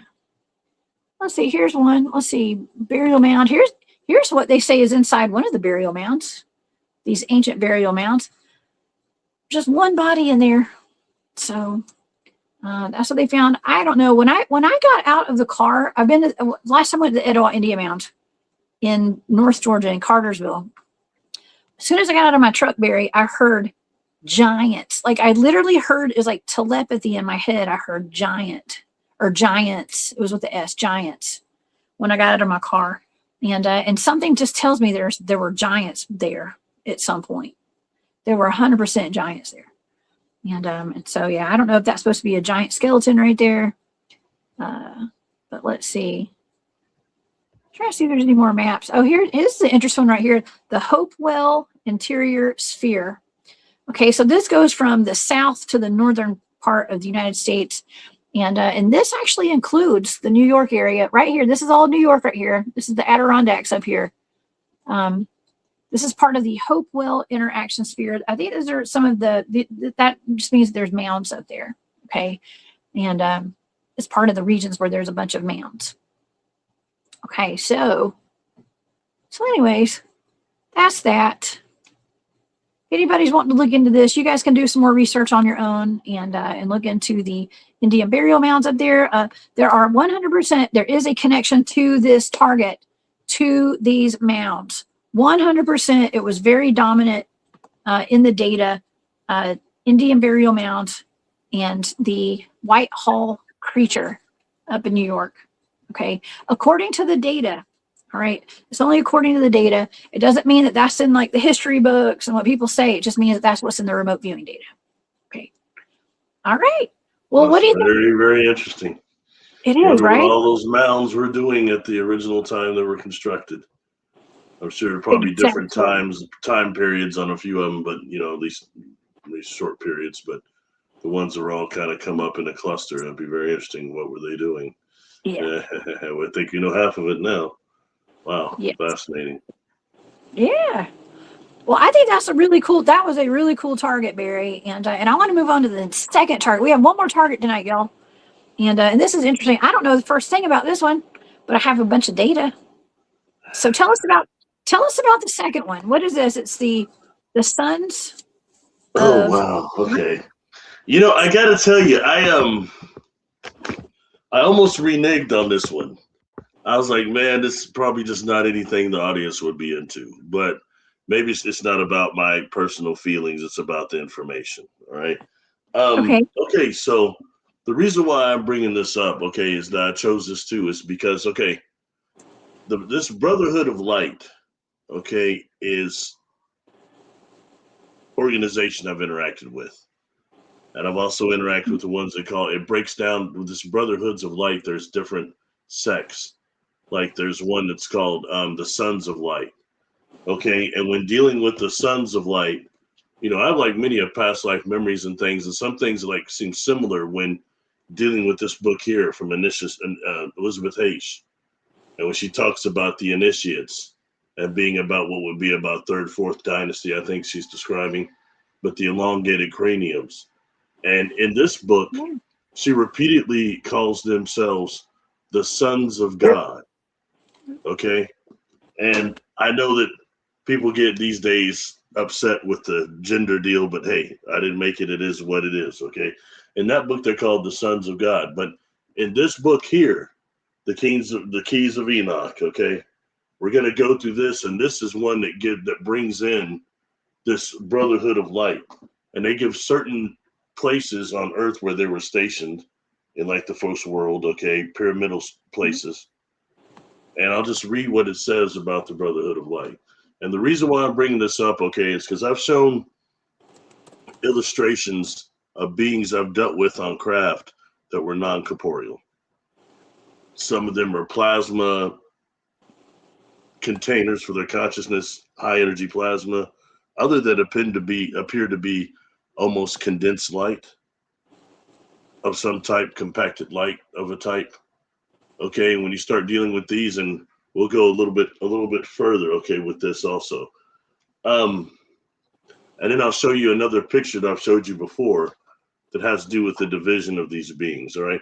What I'm going to do is briefly read you what it says on page 569 of the Keys of Enoch about the Brotherhoods of Light. Advanced spiritual intelligence that can take on physical form and have the responsibility of governing stellar orders with respect to the local hierarchy federation of the deity. The 70 brotherhoods which comprise the Great White Brotherhood that have the greater responsibilities of administrating the cosmic law of Yehovah to our sun universe. Then it says whole light beings. I'll repeat that. Whole light beings comprise the ranks of the spiritual brotherhoods preparing for physical and spiritual civilizations for their bride as the New Jerusalem, a heavenly city or threshold command in charge of renewing creation. Couple things, Some things I dislike about that book and the Shiranta book is the religious context in which it's embracing so much. It is what it is. Can't throw everything out for the information. All right. But when dealing with this concept of the New Jerusalem, it's supposed to be, as the Aranta book says, this huge, like mother legion ship that's coming back to Earth. not just a land or something. It's supposed to be a ship, a very large one. You know, so Is it it comes. Three-Eye Atlas? Yeah, what's that? Is it Three-Eye Atlas? Just kidding. I'm just kidding. Actually, I thought maybe it was Haley's comment. It'll come back around. Anyways. That's your favorite. Okay, but something, one other thing in this book also, when it breaks down, and like I said, in regards to the initiation book, what this book calls also the Sons of Light, which is a pride of this great white brotherhood thing. I know the sounds are kind of corny, the names, but it kind of just is what it is, you know? And someone I've dealt with, when you start dealing with these Merkabahs and these things I've showed you, these beings that are manipulating light, and the love and the light is connected somehow, and they're polarizing it and doing what they're doing. I'm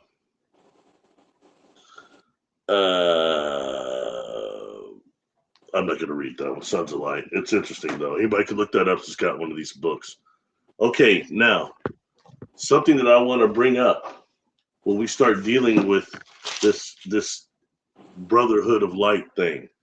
Okay, going to the Uranta book here. Okay, we've discussed this before. I have, yes, some issues with it, but we're going to get past that because I'm trying to get the information. On page 384 of the Uranta book is called The Local Universe Sons of Gods. And what they have there is 4 categories that these are divided into, which are the Melchizedeks, which I've had interaction with. They were non-physical. Okay. The Veronadeck sons, the Lanadeck sons, and the Life Carrier sons. And for this, instead of describing what each one of them is, I'm sure most people have heard about the Melchizedeks. We're going to talk about the Veronadeck sons. All right. Now, Jessica, I'm going to show a picture that I've shown before and why I've always taken an interest in them. All right. This was from one of my contact experiences, and I've showed this picture before, so it shouldn't be hopefully too unfamiliar with people. These are beings I had encountered, all right? And I was bilocated. This was a weird experience. I was out practicing some techniques, actually what Carlos Castaneda calls the gate of power. And I went back home and was doing a pranayama meditation, a light one. Wasn't even extreme like stretching or nothing like that. It was just sitting, doing a couple of these primary or Kriya pranayama breaths. And I started having an experience right there. I mean, this was not unconscious, but it seemed like I was dealing with these type of light beings or in my field of awareness, and also had a static electricity to them. I felt like stuff was crawling on me. Very high static electricity. And a lot of information went down. But when it's over, I'm missing 4 hours of time. This was something that should have went down like 10 minutes, you know? I'm missing hours. So I didn't know why when this was a conscious experience. And when I with my regression, I found that I was bilocated. And these things were using my own guides to distract me, my physical body, when they bilocated me. And these beings I call them throne beings because it seems like they're on light. They're like thrones. They had these crystals in their chests, and they're look like almost quasi crystals that are glowing. I believe those represent the soul groups. Okay. The back of their heads seemed like it was light, moving light filaments that seemed to go back into infinity. Okay. And they're saying that they gave me the name Plagarians. And I started saying, oh, yeah, not that name. Are you kidding? And they were saying that they were not over any planet. They were over that sector of space. Now, I'm bringing this up to you because in this Uranta book, in this section, the Veronadex is described on page 389. And they describe these beings as often coming in threes and being the constellation fathers over different constellations. Now, I'm not saying that's what these beings were, but it's good food for thought. Okay, and these beings are telling me like the blue one stepped forward first because I'm Blue Soul Group. I got information. It's one of the few ones that gave me a name, Burndetty, Burdette. It steps back. Then this yellow one steps forward, the golden one, and suddenly it seems like it's sitting in a golden chamber, and this chamber is containing the light that is coming from its head, and it's putting in my mind the warp fields of our thoughts affect reality. Exact words was put in my mind. And warp fields to me is more a propulsion thing. I didn't think of in terms of thought fields being warp fields also, and how much our thoughts, the creative principle, passes through our ability to the creative principle passes through us as immortal souls, and through our thoughts, because that's where our imagination is. And if you look at creation from a cosmological perspective, tell me that ain't some imagination, yo. Anyway, so Pure imagination.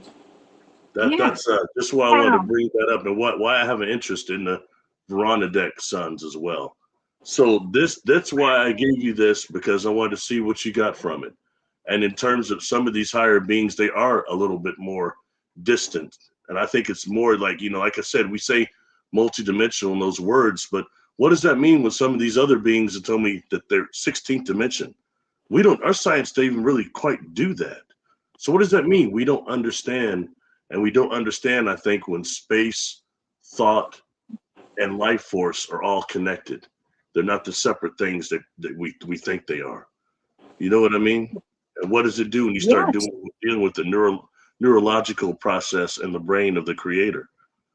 What we call neuroplasticity in our brain. What do you start doing when the creator starts doing that? When we start becoming part of the neuroplasticity, those new neurons, those new makos. And I don't mean CERN, Jessica. It's always CERN. It's easy to blame CERN for everything now. Okay, anything. Mandela effects, it's CERN. Feeling weird, it's CERN. Okay, anything CERN. I know. Self-illuminated eye glow with the Bigfoots, it's CERN. Okay, everything's CERN. But what's cool is, but I want to know what you would get. Would you get maybe some of the places on Earth they had been? Will you get their origin? Would you get them as a collective? I didn't know, but I thought it'd be a good target. You know what I mean? Yeah. And in a way, yes, it may be kind of broad. Like there's another group called the Benai Or, and I've had connection with them too. And these are all non-physical beings, okay? And some of these names and stuff, they don't all give you names, but some names will come through. Like those Melchizedeks gave me a name. And the stuff I wind up having to look up and research later on. You know what I mean? But the fact that there's that non-physical component, and these are beings that are coming from a different higher type thing, I want to see what you got. What came from that. Well, and of course, there's a small little thing that B. Littleton is just cooked, and nothing at all is going on. I'm having I had some fantastic dreams. That's all. I know that's not the case, but never know. It could come out in the data. So, but I thought it'd be worth checking out. And just because a lot of times people don't do the positive. So I'm sorry if I get booed for this one, but everything can always be negative and conspiracy, It's not a Dogman attack, Barry. We need to know the other side. Yeah. I don't know. That's what I remember Vic Cundiff said one day. I was like, why are all these we know why the videos are so popular of all these Dogman attacks and people getting ripped to shred by Dogman. It's because people love it. He said, what did he say? He was like, because people love to look at the train wreck or something. It's like people love looking at the crash. And that's what they called rubbernecking. Everybody's got to slow down and look at the carnage, right? It's just the way it is. It's just the way it is, man. And so that's what's popular. But listen, I cover so much stuff on my channel. It's not always werewolves and dogmen and Bigfoot attacks and stuff. It's everything. It's everything. Okay. So that's why I do so many shows every week, so that we can cover all these different topics. Okay. So if y'all are wondering. All right, well, let's get into this target then. Okay. I have 3 pages of data, and the target is exactly, it's what are the Sons of Light, or the Brotherhood of Light. Is that right? Sorry. What'd you say? Sorry, I was. Is it the prompt, like the target is the Brotherhood of Light, The correct? Brotherhoods of Light. Yeah, that's it. Brotherhoods. Okay. All right. Well, let's get into this data. It's actually really interesting. Okay. So let's get into the sensory data first. Right Okay. on. And okay, and I'm going to tell you, like, when we finish this first page of data, I'm going to tell you exactly like what I was getting, okay, for this. So I wrote flipped, reversed, dark, excluded, rounded, loaded, resurgence, and remarkable. That was my sensory data. And I kept getting a bunch of like flipped upside down data, like reverse, flipped upside down, or upside down, flip rolls, turned over. What do you mean by that? Upside? I was getting a whole lot of like upside down stuff. I think one of my ideograms actually came out upside down. And so I was like really picking up on that. Something was upside down. It was a vehicle that was upside down. The vehicle ideogram was upside down. So I felt like there was there had to been like there was some kind of connection with that. There was some sort of significance. That's the word, significance to that. And so I kept picking up on something that was flip, reverse, upside down, flip rolls, turned over, rolled over. I was picking up on something that had wings, and that's a common occurrence. Like it recurred more than once in this data. Winged. I wrote down Mothman because I didn't know what I was looking at. I was like, there's something that has wings. I was picking up on like a humanoid with wings, and so I wrote winged moth. I wrote Mothman, but regional, emergency, the Phoenix and Phoenix Rising. So like what I was seeing was something in flames or something that was lit up, and it was going north, like going up into the air.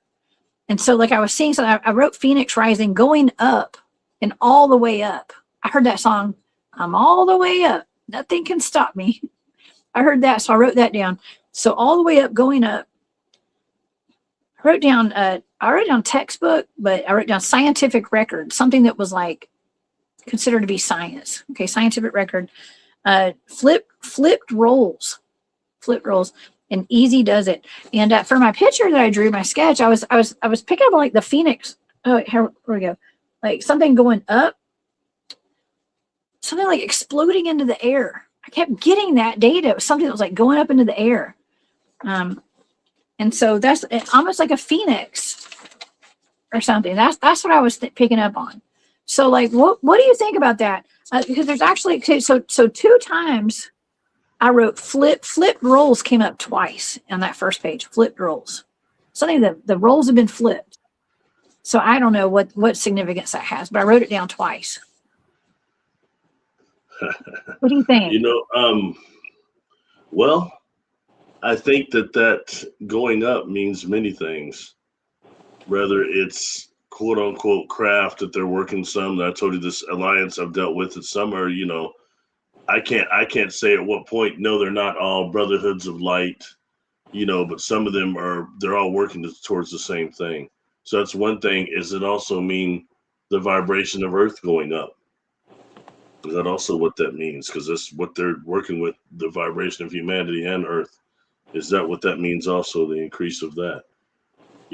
Or is it the fact that they're what we would call so many dimensions vibrational higher? That's why at a certain point, I think some of these names are just nonsense. And that's the problem with, like, even with what we would call the angelic seraphim realm. It's been bastardized by the names and classifications we put on it. You know what I mean? Interesting. Seriously, I mean, like when I died, okay, I've said before, I encountered what's called super nanofilm. I don't care what nobody says. I know they were channeling people that were praying for me and love, healing creation to really save my life. And my cognitive ability is proof of it. My manual dexterity is proof of it. I don't give a damn what nobody says. You know what I'm saying? It wasn't there. You know what I mean? It is what it is. But by the same token, I just think that maybe we got to just step out of the box and see that really that universal personalities of creation and universal spiritual personalities are much more than we think. You know what I mean? and just expanding it. And I think that's what this is. And Joel was trying to get some parameters for it, but something that's a little, outside the box. Let's just put it like that. You know what I'm saying? Does that make sense? I can totally appreciate that. Just rambling, Yeah. No, I can appreciate that. No, that's true. It's just like in remote viewing, we don't like to label stuff too, and it just, like I said, like, we are limitless beings, and what we're talking about is kind of limitless in a way too. You know what I mean? And when you put a label on something, it kind of keeps it in a box. So yeah. Yeah, it's very serious. We really are limitless in that way. Our true form is not this. It's like Yoda told Luke, we're luminous beings, not this crude matter. But in reality, as energy beings, we're limitless. And our size is, omnipotent and omnipresent, all these things. And when doing something like dissolving a negative identity that comes from the negative self and negative cognition, and then trauma fractures it. But in reality, how these function. And when dealing with the dissolvement of them, we have to know how the brain communicates with the soul, with the spirit. It's through imagery. And when you start dealing with the images of the negative cognition, they get huge, the size of a universe, okay, against us. That negative thought, that negative cognition. But the spirit part of us is positive. That part that's still connected with the creator, that's all these different names, superconscious, divine, overself. This book calls it thought adjuster because it's a thought adjusting towards more creator love stuff. But nonetheless, okay, that part of us, which truly does exist, it's positive. And it's able to decreate the negative identities and the negative self. We have that ability. As energy beings, we're generally positive, and we have the ability to dissolve that huge image that is that negative identity, and we gain that energy while it becomes nothing. And that's the real us. Yeah. We get so much trauma going on, and so much stuff, and it's so hard just to exist here. That suddenly we start thinking negative, and the stuff like I mentioned before, without going too far into this negative identity that happens, we get a trauma from the negative self fractures in this negative identities, something in the brain called I'm very fascinating brain research, obviously, since I got jacked, but but I'm very interested in what they call the default mode network. I believe that's the part of the subconscious that comes up and grabs negative identity and then buries it. But really, default mode network, we just repeat things in our minds again and again and again and again, especially negative stuff. So much that we only start thinking negative in the past and then projecting, manifesting negative in the future. All from the default mode network, what we're thinking right now. But it goes into the future. So it's temporal. It's a part of our brain that's capable of time travel in that way. And it can destroy our future. So it's real serious when it's dealing with these concepts of what we really are and what's being hidden from us, that we are positive energy beings. Sorry, it just goes along with what you're saying, and something else that ties together I just thought I'd throw in there. I love that. Main House, I really love this comment. I pulled it up twice now. Okay. She says, it's social conditioning. We are told to be afraid. So we are, but it works the other way too. If we are told we are prosperous, we create it. And that's exactly how we're trying, I try to stay positive over here, like on the channel and stuff with all of the shows. We talk about such dark stuff because it's important that people are aware of what's going on and how dark it is and how dark the things are intended for us to have to, things that we experience are intended for us to be. And to be able to take that and flip it upside down, take another perspective on it, we call it the hangman card, and, if you're reading cards stuff, but taking that and like flipping it over just to have another perspective on life because we are, I hate to say slaves to the matrix system here, because we can take another perspective on it and get out of it. Okay. We don't have to be stuck, and we are limitless. So I can appreciate this target is fantastic, Barry. It actually is really good. I didn't know if even you'd like it, so thank you. That's cool. So let's go over that. I've been gabbling again, but please go back over the data. I don't want to get in the way of that. Let's get back in the data because I have another I have another hip hop song came up. I got Drake now. Okay. So I heard Jumpman. Okay. Jumpman. That boy's up to something. Okay. That was actually, I started hearing that song. Let's go back to where we left off first. Okay. So I was picking up on something like the roles being flipped and like something kind of being thrusted into the air. And it was almost like a phoenix rising. Okay. That's kind of the imagery that I was getting on that. Something that was all the way up. And then I go to stage 4, it's the second page, and I was hearing Jumpman. And I wrote the Jumpman song. Somebody was up to something. I said, Jumpman up to something. And then I wrote, take no prisoners. Take no prisoners. And then I started seeing something round and circular, and it looked like it was a hole in the ground or maybe a portal or something, because I wrote void, bottomless hole in Mel's hole, wormhole. Outside, outdoors, and outside environment is what I was picking up on. And something that was like a natural environment. So like I was picking up on some sort of, I mean, it could have been a wormhole, a portal, or something like that, but it was like a void that I was seeing. Tippler cylinder. Tippler cylinder. That's exactly it. That's what I was picking up on because I wrote down Mel's hole. Yeah. We talk about question. Do you think that this is connected to this is one of the organizations that was making those holes? Is that what you're saying? I don't know. Could be. Absolutely. I mean, it's in the data. These are blind targets. I don't know what I'm looking at. These are the things that I'm channeling. Like, this is the information that was coming in through those coordinates. So, I mean, probably, I don't know. You're going to have to interpret it, Barry. I just give you the data. You use it like you can, because I don't know. Yeah, could be. Right off. Yeah, something that was natural. It wasn't like man-made or anything. It wasn't like somebody made this. This is a natural occurrence. Okay, well, then your favorite word came up. This is the third page of data. Your favorite word, quantum, and quantum entanglement came up. It's quantum. Really? Yeah, quantum.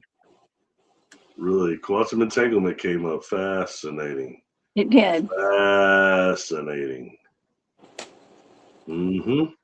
Start dealing with those civilizations or those entities that are using or making the quote-unquote Mako themselves. And someone had a comment on that. Mako means magnetospheric, eternally collapsing objects. That is a true name for black holes designed by Dr. Rudy Shields, based on observatory data. Oh, yeah? Well, that is what it is. Well, that's interesting. Keep going. I'm all ears. Ready? Let me go. Yeah. Okay, hold on. Let me take off the comments here. Thank you. Thank y'all so much for all these comments. Y'all are awesome. I have the best chat on the freaking internet, y'all. Oh, you gotta kill it, chat. So, nice people. Quantum. Forgiving all the audience you have.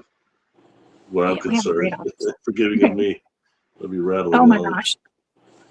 Well, this is great information. This is very much outside the box information, and we need that.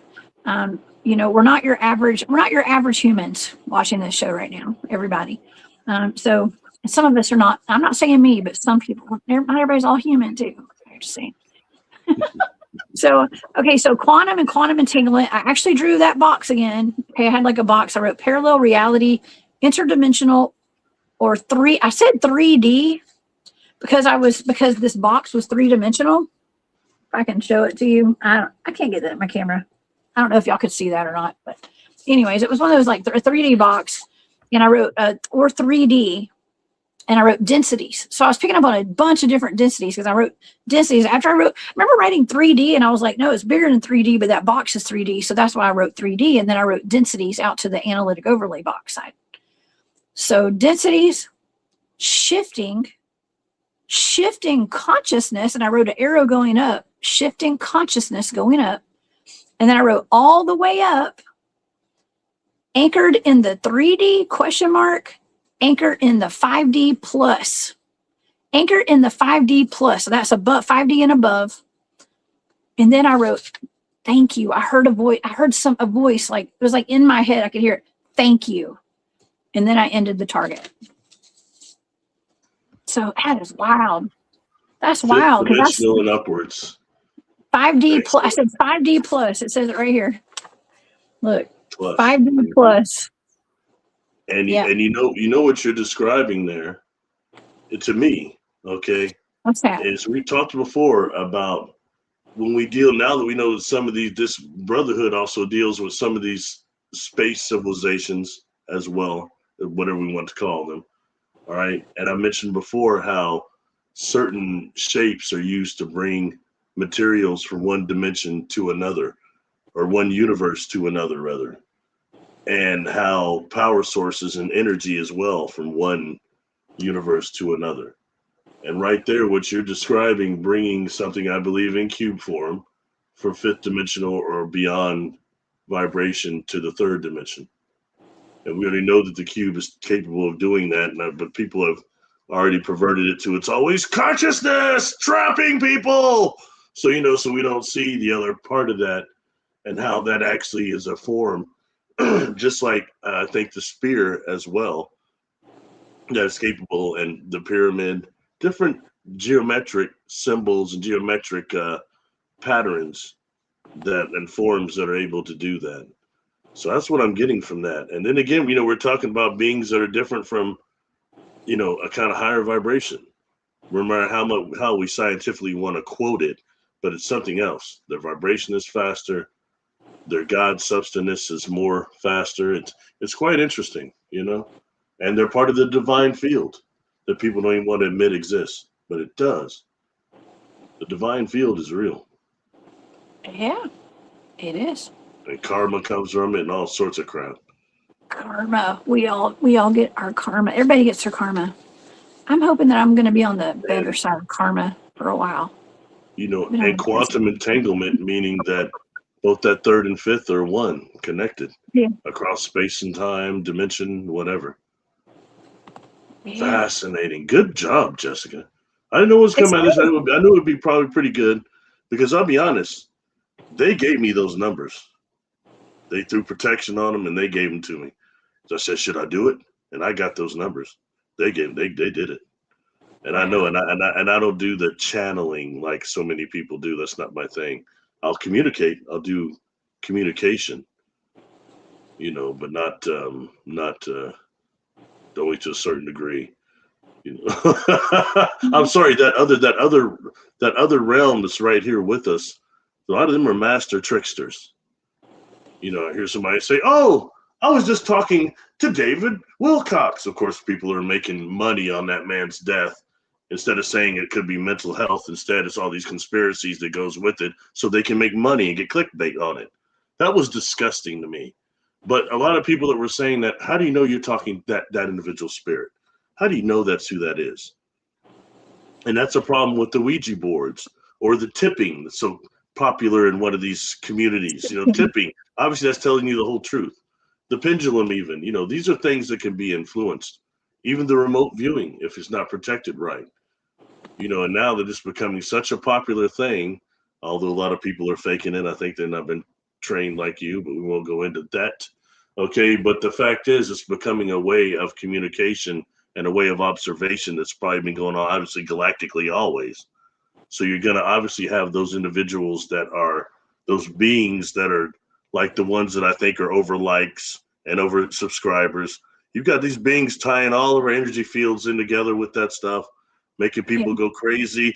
Oh, give me likes, give me subscribers. It's important. Subscribers. Oh, it tripped out, man. Oh, man. What is that? Does that mean with like Dave Chappelle? What is that character Dave Chappelle played where he has the white lips and he's like, is it Tyrone Biggins? He's like, y'all got some more of them subscribers? I'm just kidding. Y'all got some more of them likes you can spare? And he's like scratching his neck. Yeah. Anyways. I was watching him on Ride with Norman Reedus. Man, he had some classic shows, man. I like me some Dave Chappelle. Anyway. Was that his name? I think that was his name, right? When he had the white chapstick on and stuff.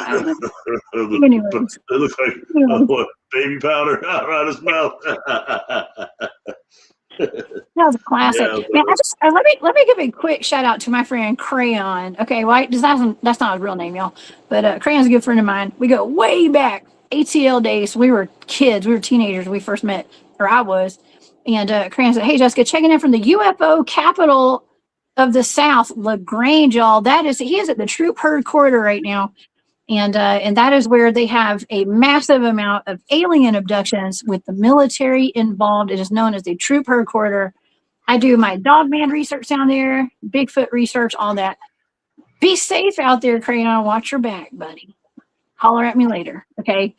And he might have a spot down there where I might be going to do some Bigfoot research soon, hopefully, where he's down there in LaGrange. So shout out to Daryl. Thank you for being here. I appreciate that. That's so funny. And oh yeah, but yeah, this is a fantastic target. Honestly, I think that it's very pertinent for the state of the world that we're in right now, and where humanity's headed, where we're at presently, and where we're headed all the way up, right? I think we're headed all the way up. The consciousness is rising, and those that aren't going to head up with us, they're going to get stuck. They're going to get stuck. Yeah. Okay.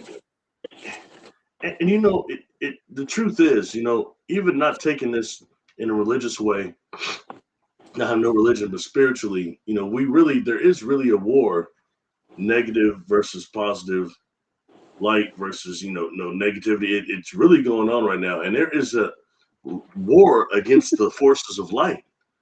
All right. And, so it means, like, for example, these sons of light here on Earth, a large amount of them were melanin dominant. So they were still the sons of light, though. It doesn't matter what their skin color was. You know what I mean? They were still using that light energy, that technology, the same technology she's describing in initiation. Technology that can make energy into matter and matter into energy, similar to the transporter from Star Trek, but a little more than that. Dealing with more life energy injected into it, into more the will of the people that are using the devices. That's what went wrong. You know what I mean? Selfish intention in those that shouldn't have been using those. It's always the person that's got it. It's always somebody's got to ruin it.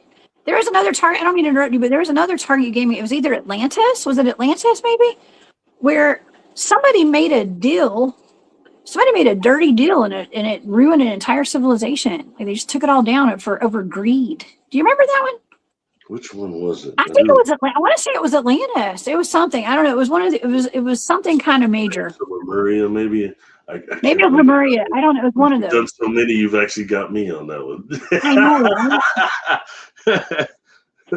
But yeah, that's But anyway, so I think that's really important. So you see in some ways that there's, as corny as it sounds, there's two factions that we've identified that as being some real and being positive. And one of the names, I can't hardly say it right now, but it is what it is. I mean, that has come up in the data, and I hear so much people battling over that name. And of course, I think it's the Star Trek knockoff. So the whole Galactic Federation thing, but man, that's come up again and again. That is some type of an organization, and I'm sorry, it's not trying to completely destroy us like everybody's saying, or like this war going on. Just like the whole very concept of the false light and the soul traps. I was going to do a live about that in a couple of days, but the person that I thought was the originator of it actually wasn't. It's somebody that got blamed more by David Icke and some other people. So everything they say must be correct. But really, the person wasn't really promoting that. That's something that is turned up new. So I'm going to start asking AI where it came from. AI even says that's a new risky concept that's been blown up by a couple of people. And when you deal with what the Gnostics said about the archons, what Castaneda says about the inorganic beings, that whole thing grew out of that. With the fact that there is actually a negative beings that do consume consciousness or consume luminosity, okay, our luminosity, that's a real thing. And the fact that for whatever reason, part of our natural incarnation process on this planet involves losing your immortal soul life memories for the most part. But you get hypnotized, you can access them. So it is possible. I watch somebody listen to somebody, Jessica, going on there. Right now, what these people are doing to stay relevant is argue amongst each other. Start bullshit. Excuse me. Start crap. Sorry. But that's what's going on right now to stay relevant, to stay important, to keep getting clicks, talk about other people, bash them, whatever. And that's it's a shame because that's that negative vibe, how it's spreading so much more and so quickly. And I saw somebody defending that, saying they were putting down the fact that there is no superconscious, there is no oversoul, there's no this, that. And they went on for a long time. Sounded real good. But guess what? They ass ain't done the work. And I can hear everything they were saying. They've not really done the work. They know it is true. You know? And I've told you before, I've told your audience, my own audience, I've told, I was one of those people that for a long time thought this was a prison planet too. Based on somebody else saying it. And then seeing the fact that, oh, this place is jacked up. Oh, there's so much trauma here. Oh, and that's true. It can suck real bad here real quick. And it'll give you no breaks here. And it will teach you whatever you need to advance. Do you need to learn how to be, you need humility? It'll give you cancer. This place will answer whatever you need. It'll hook you up. Okay? Do you need some passion? You know, you'll be hungry. All sorts of things can happen here to make you even on that level. You know, this old man said something to me recently, just when my dad had passed. He had called to see how I was doing. And he said, Barry, you know, God is a bunch of experiences. I thought it was interesting. Good way to put it. Don't you think? Yeah. And in that way, if we're immortal souls, and quantum entanglement is true, that means you know the end of every quantum possibility, every outcome, every question, every experience. You got it all. In that case, you have one major. Choice. Yeah, yeah. But that's true. Like As a immortal soul, it means what is your one adversary? Well, you know what I mean? What is it? Boredom. You know everything. I never get bored. Who gets bored in here? Well, because you wiped yourself clean so you can re-experience everything again. Meaning that you did it and agreed to do it with yourself. Let me forget everything so I can learn again and make more experiences for the Creator. More experiences for myself, more awareness for myself. But if you know the end of everything, where's the point? You have to wipe yourself clean, or you're facing boredom, eternal boredom. Man, I feel sorry for people that get bored, man. I don't. You know, I always say I signed up for the wild and crazy package this lifetime, and it never stops. It never slows down. I don't have enough hours or minutes in my day, and I love it. And I also need a vacation. I need a vacation, man. I'm ready to go somewhere, do something for a little while. And yeah. But you know what? Also, I'm having fun, living day by day. And I know everybody does not have like Groundhog Day for a lot of us, okay, and a lot of people, okay. But I encourage everybody, if you're feeling like that, if you're feeling like it's Groundhog Day, start a new hobby. Start looking into something that's like different. Change up your habits, change up your schedule, take some time to get out in the woods, go for a walk, or go take a freaking pottery class or something. I don't know. Do something pottery different. Class. Pottery. You've seen ghosts. Pottery can be sexy. Okay. I don't know. Do something. Okay. Teach yourself a new skill. I taught myself how to read cards and stuff, back during the 2020 lockdowns and stuff. It's just do something that's different, that changes up your, kind of gives you another perspective on life, kind of gets you out of the mundane. If you need to, switch up, I hate to say like switch up your friends groups and stuff. I'm not saying that, but, take stock of who's around you. Okay. Sometimes we're not depressed. We're surrounded by a-holes. Okay. So there's also that. Okay. And that's words of wisdom. Well, it's changing some things that you do so you can gain more energy, and sometimes it is art of not doing engagement with petty tyrant idiots, not doing things that drain our energy. You know what I mean? Not just these little not doings is really a key to gathering more personal power, personal energy. And once we do that, that's when we can start projecting our intent of will even more through the imagination. You know? Get creative. That's kind of where I was going with that. It's like start tapping into your creativity and your imagination, doing things that are like just creative and getting your brain working. Just give it something different to deal with and to kind of bide your time with. Like I've had to learn the hard way. Like it's important to live in the moment. I had to learn that the hard way. Not to stress out about the past or the future. To worry about the past or stress out about the future. Just live in the moment. That's all we can do right now. I mentioned the default mode network, and right now there's things like ketamine therapy and other things. There's even ketamine assisted hypnosis and things that actually help someone do journey spacing of the default mode network. And making that in simplistic terms, to my knowledge, it really means actually focusing on the present. The future is a dream. The memory is a past, but right now is a gift. It's the present, focusing on the present and clearing the default mode network with the present. Then you can start manifesting positive in the future because we're positive energy beings. That's really what we are. All we have to do is get rid of the goop, the goop that's around us all, or dark goo. No, because that's dark goo. Black goo. I'm sorry, black goo. Black goo. Yes, I gotta get that right. In fact, they need to get me a test tube of ferromagnetic fluid. I'm sorry, everybody. I've got it right here. This is Armis, the skin of evil. Why not, man? It'll go over good, I'm sure. Oh yeah. Well, this is all very important stuff to ponder and food for thought, as you say, Barry. And I don't know. I mean, we just make the world a better place every day, each and every one of us, just a little bit. It starts by just being kind to somebody once a day. Yeah. I heard something somebody said today. They're like, your job is not to save the world; it's to save yourself and take care of yourself. And so we can't be all like, and that is kind of egotistical. And I used to think it like that, like we got to help the world. We got to do this.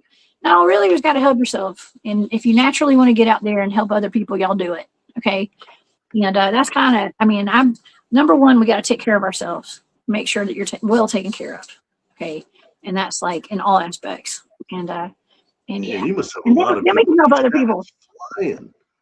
Yeah. We've had a wonderful chat tonight, y'all. I want to thank everybody so much for being here tonight and for sticking with us this evening. I know it's it's a Thursday, and I'm still trying to figure out if I'm going to make it out to Tennessee this weekend. So I don't know. I guess I got some work to do this evening, but after I get off the show tonight, Barry. But I want to thank you so much the target tonight and for hanging out with me. Well, actually, we had 2 targets tonight. Those were good targets, I think, and I can appreciate it. I'll tell you what, thanks for having me. I've been going through extreme grieving, and this was good, so I appreciate it, definitely. Thank you so much. I was glad we got to pay a tribute to your dad yesterday too. If you guys missed that show, y'all go back and check it out. In the kind of towards the beginning of the show, we paid tribute to Barry's father, Cleo Littleton. What's your dad's name? Yeah. And, something I want to say too, because during the 3 months he was on hospice, I got spread really, really thin, and I managed to get a lot of people that wanted sessions, but I missed a few people. And it was not intentional. If I'm somebody I missed, I didn't get back, or I didn't check my spam in time or something. I am doing sessions again. I'm getting through some of this death haze now. So hit me up, email me, and I will be happy to set something up with you. And it's really wonderful work, and I'm blessed to still have people that want to do it. So if you're somebody I missed, I apologize, or I did not get back with, please email me again, and I'm checking and trying to make sure I catch everybody and schedule them. So thank you. Thank you for having me here, and thank you to your audience and all the wonderful condolences I got from everybody. It was overwhelming, and I thank you all from the bottom of my heart. Thank you so much for taking the time to be here. I wanted to tell everybody your email address. If you guys want to get in touch with Barry, it's barrylittleton13@gmail.com. It's right here on the screen. If anybody needs to get in touch with Barry. And also, Barry, tell them about your YouTube and your Patreon and everything as well. Oh, well, thanks. Yeah, I'm on YouTube under Barry Littleton. Did a whole lot of stuff there. Come on over, subscribe, but make sure you check out the playlist because apparently they just take stuff off of YouTube. We just discovered that. God, great. I'm also on Patreon under Barry Littleton and on Facebook Barry Littleton and Instagram Barry Littleton. Those are the platforms I try to do a little bit of action on. So thank you and appreciate you. Oh man, I have so much fun when you come on here. Thanks. It was a good show. It was good information. Really good data on the Brotherhood of Light. I thought it was cool. You know what I mean? It was.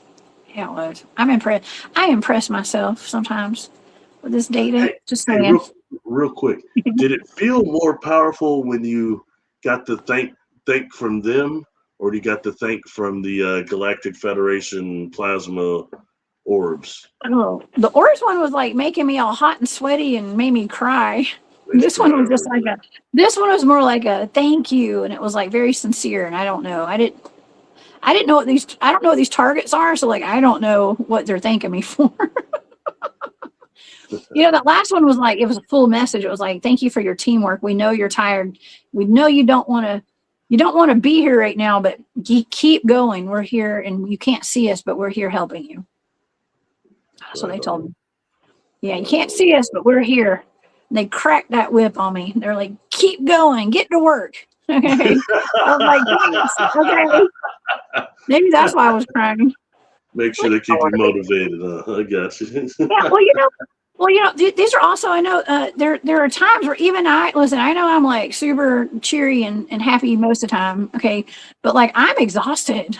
Like I get really tired just from everyday life and like the density. It's like the density of the energies are always fighting against me all the time. And like, and once you get into like a flow state, you're just kind of like flowing, you go with the flow and stuff. It gets easier, but it's not perfect. It's still, life is tough, man. Life is tough. It's never, I don't think it's ever perfect. Yeah. And so we're all going through that. And there are days where I'm like, what are we even doing here? Like, why are we even here right now? Like nobody's listening. Now, I'm not saying y'all, but I'm saying, no, I'm not saying nobody's listening, but I feel like that sometimes. I'm like, man, I don't know if people even listen. People want to hear what I have to say. Oh, they listen and they steal it. They listen and they steal it. Straight up, man. Barry. I'll tell you what, Barry's going to get me in trouble, y'all. We're in trouble. We get in trouble together, though. It's all good. That's funny. Oh, man. Listening, stealing, and lying.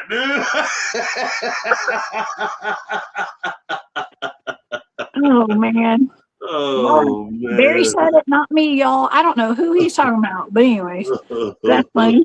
Never mind me. I'm just rambling. The bee does that. I know. Golly. Oh my gosh. If we're not laughing, we're crying. That's something else I need to put on a t-shirt. We're not laughing, we're crying. Okay, so but well, listen, I want to thank y'all for being here tonight so much. And if you guys want to see that remote viewing data, go over to my Patreon. You guys become a member over there, and all my presentations are all over there that I show here on the channel. They're all over on Patreon for your viewing pleasure. So thank you guys so much to all my members. Thank you to all my Hunt Club members. And that's my membership here on YouTube. And also I want to thank Lavera. Thank you so much for that super sticker and for the gifted membership to the Hunt Club, and also Moon at Noon. Thank you for gifting that membership tonight as well. I want to thank you guys so much for all your support.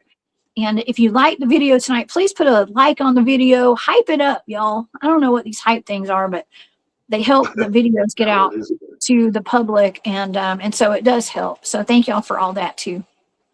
It just takes a second to hit the hype button, I guess. So, but thank y'all for that as well. It means world to me. And Barry, most of all, thank you for being here. Oh, thank you for having me.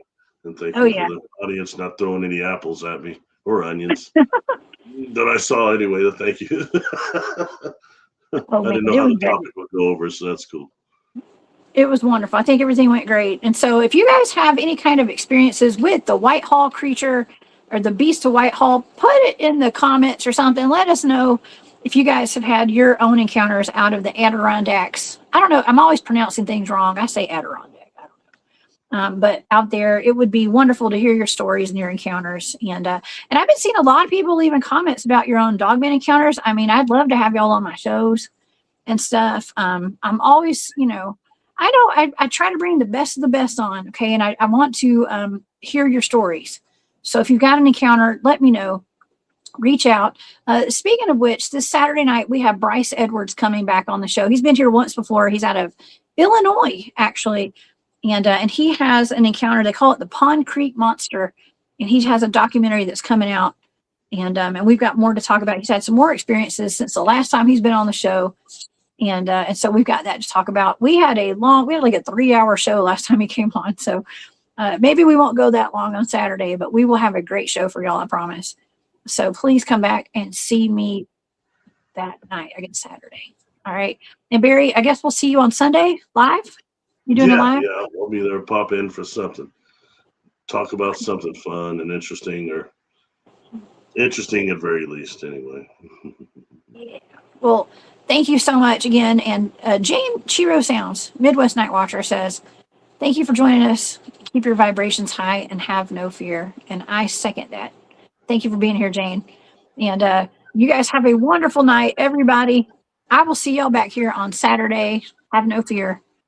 And yeah, I hope y'all enjoy the show tonight. All right. See if I can find these buttons. All right, y'all. Have a great night. Bye.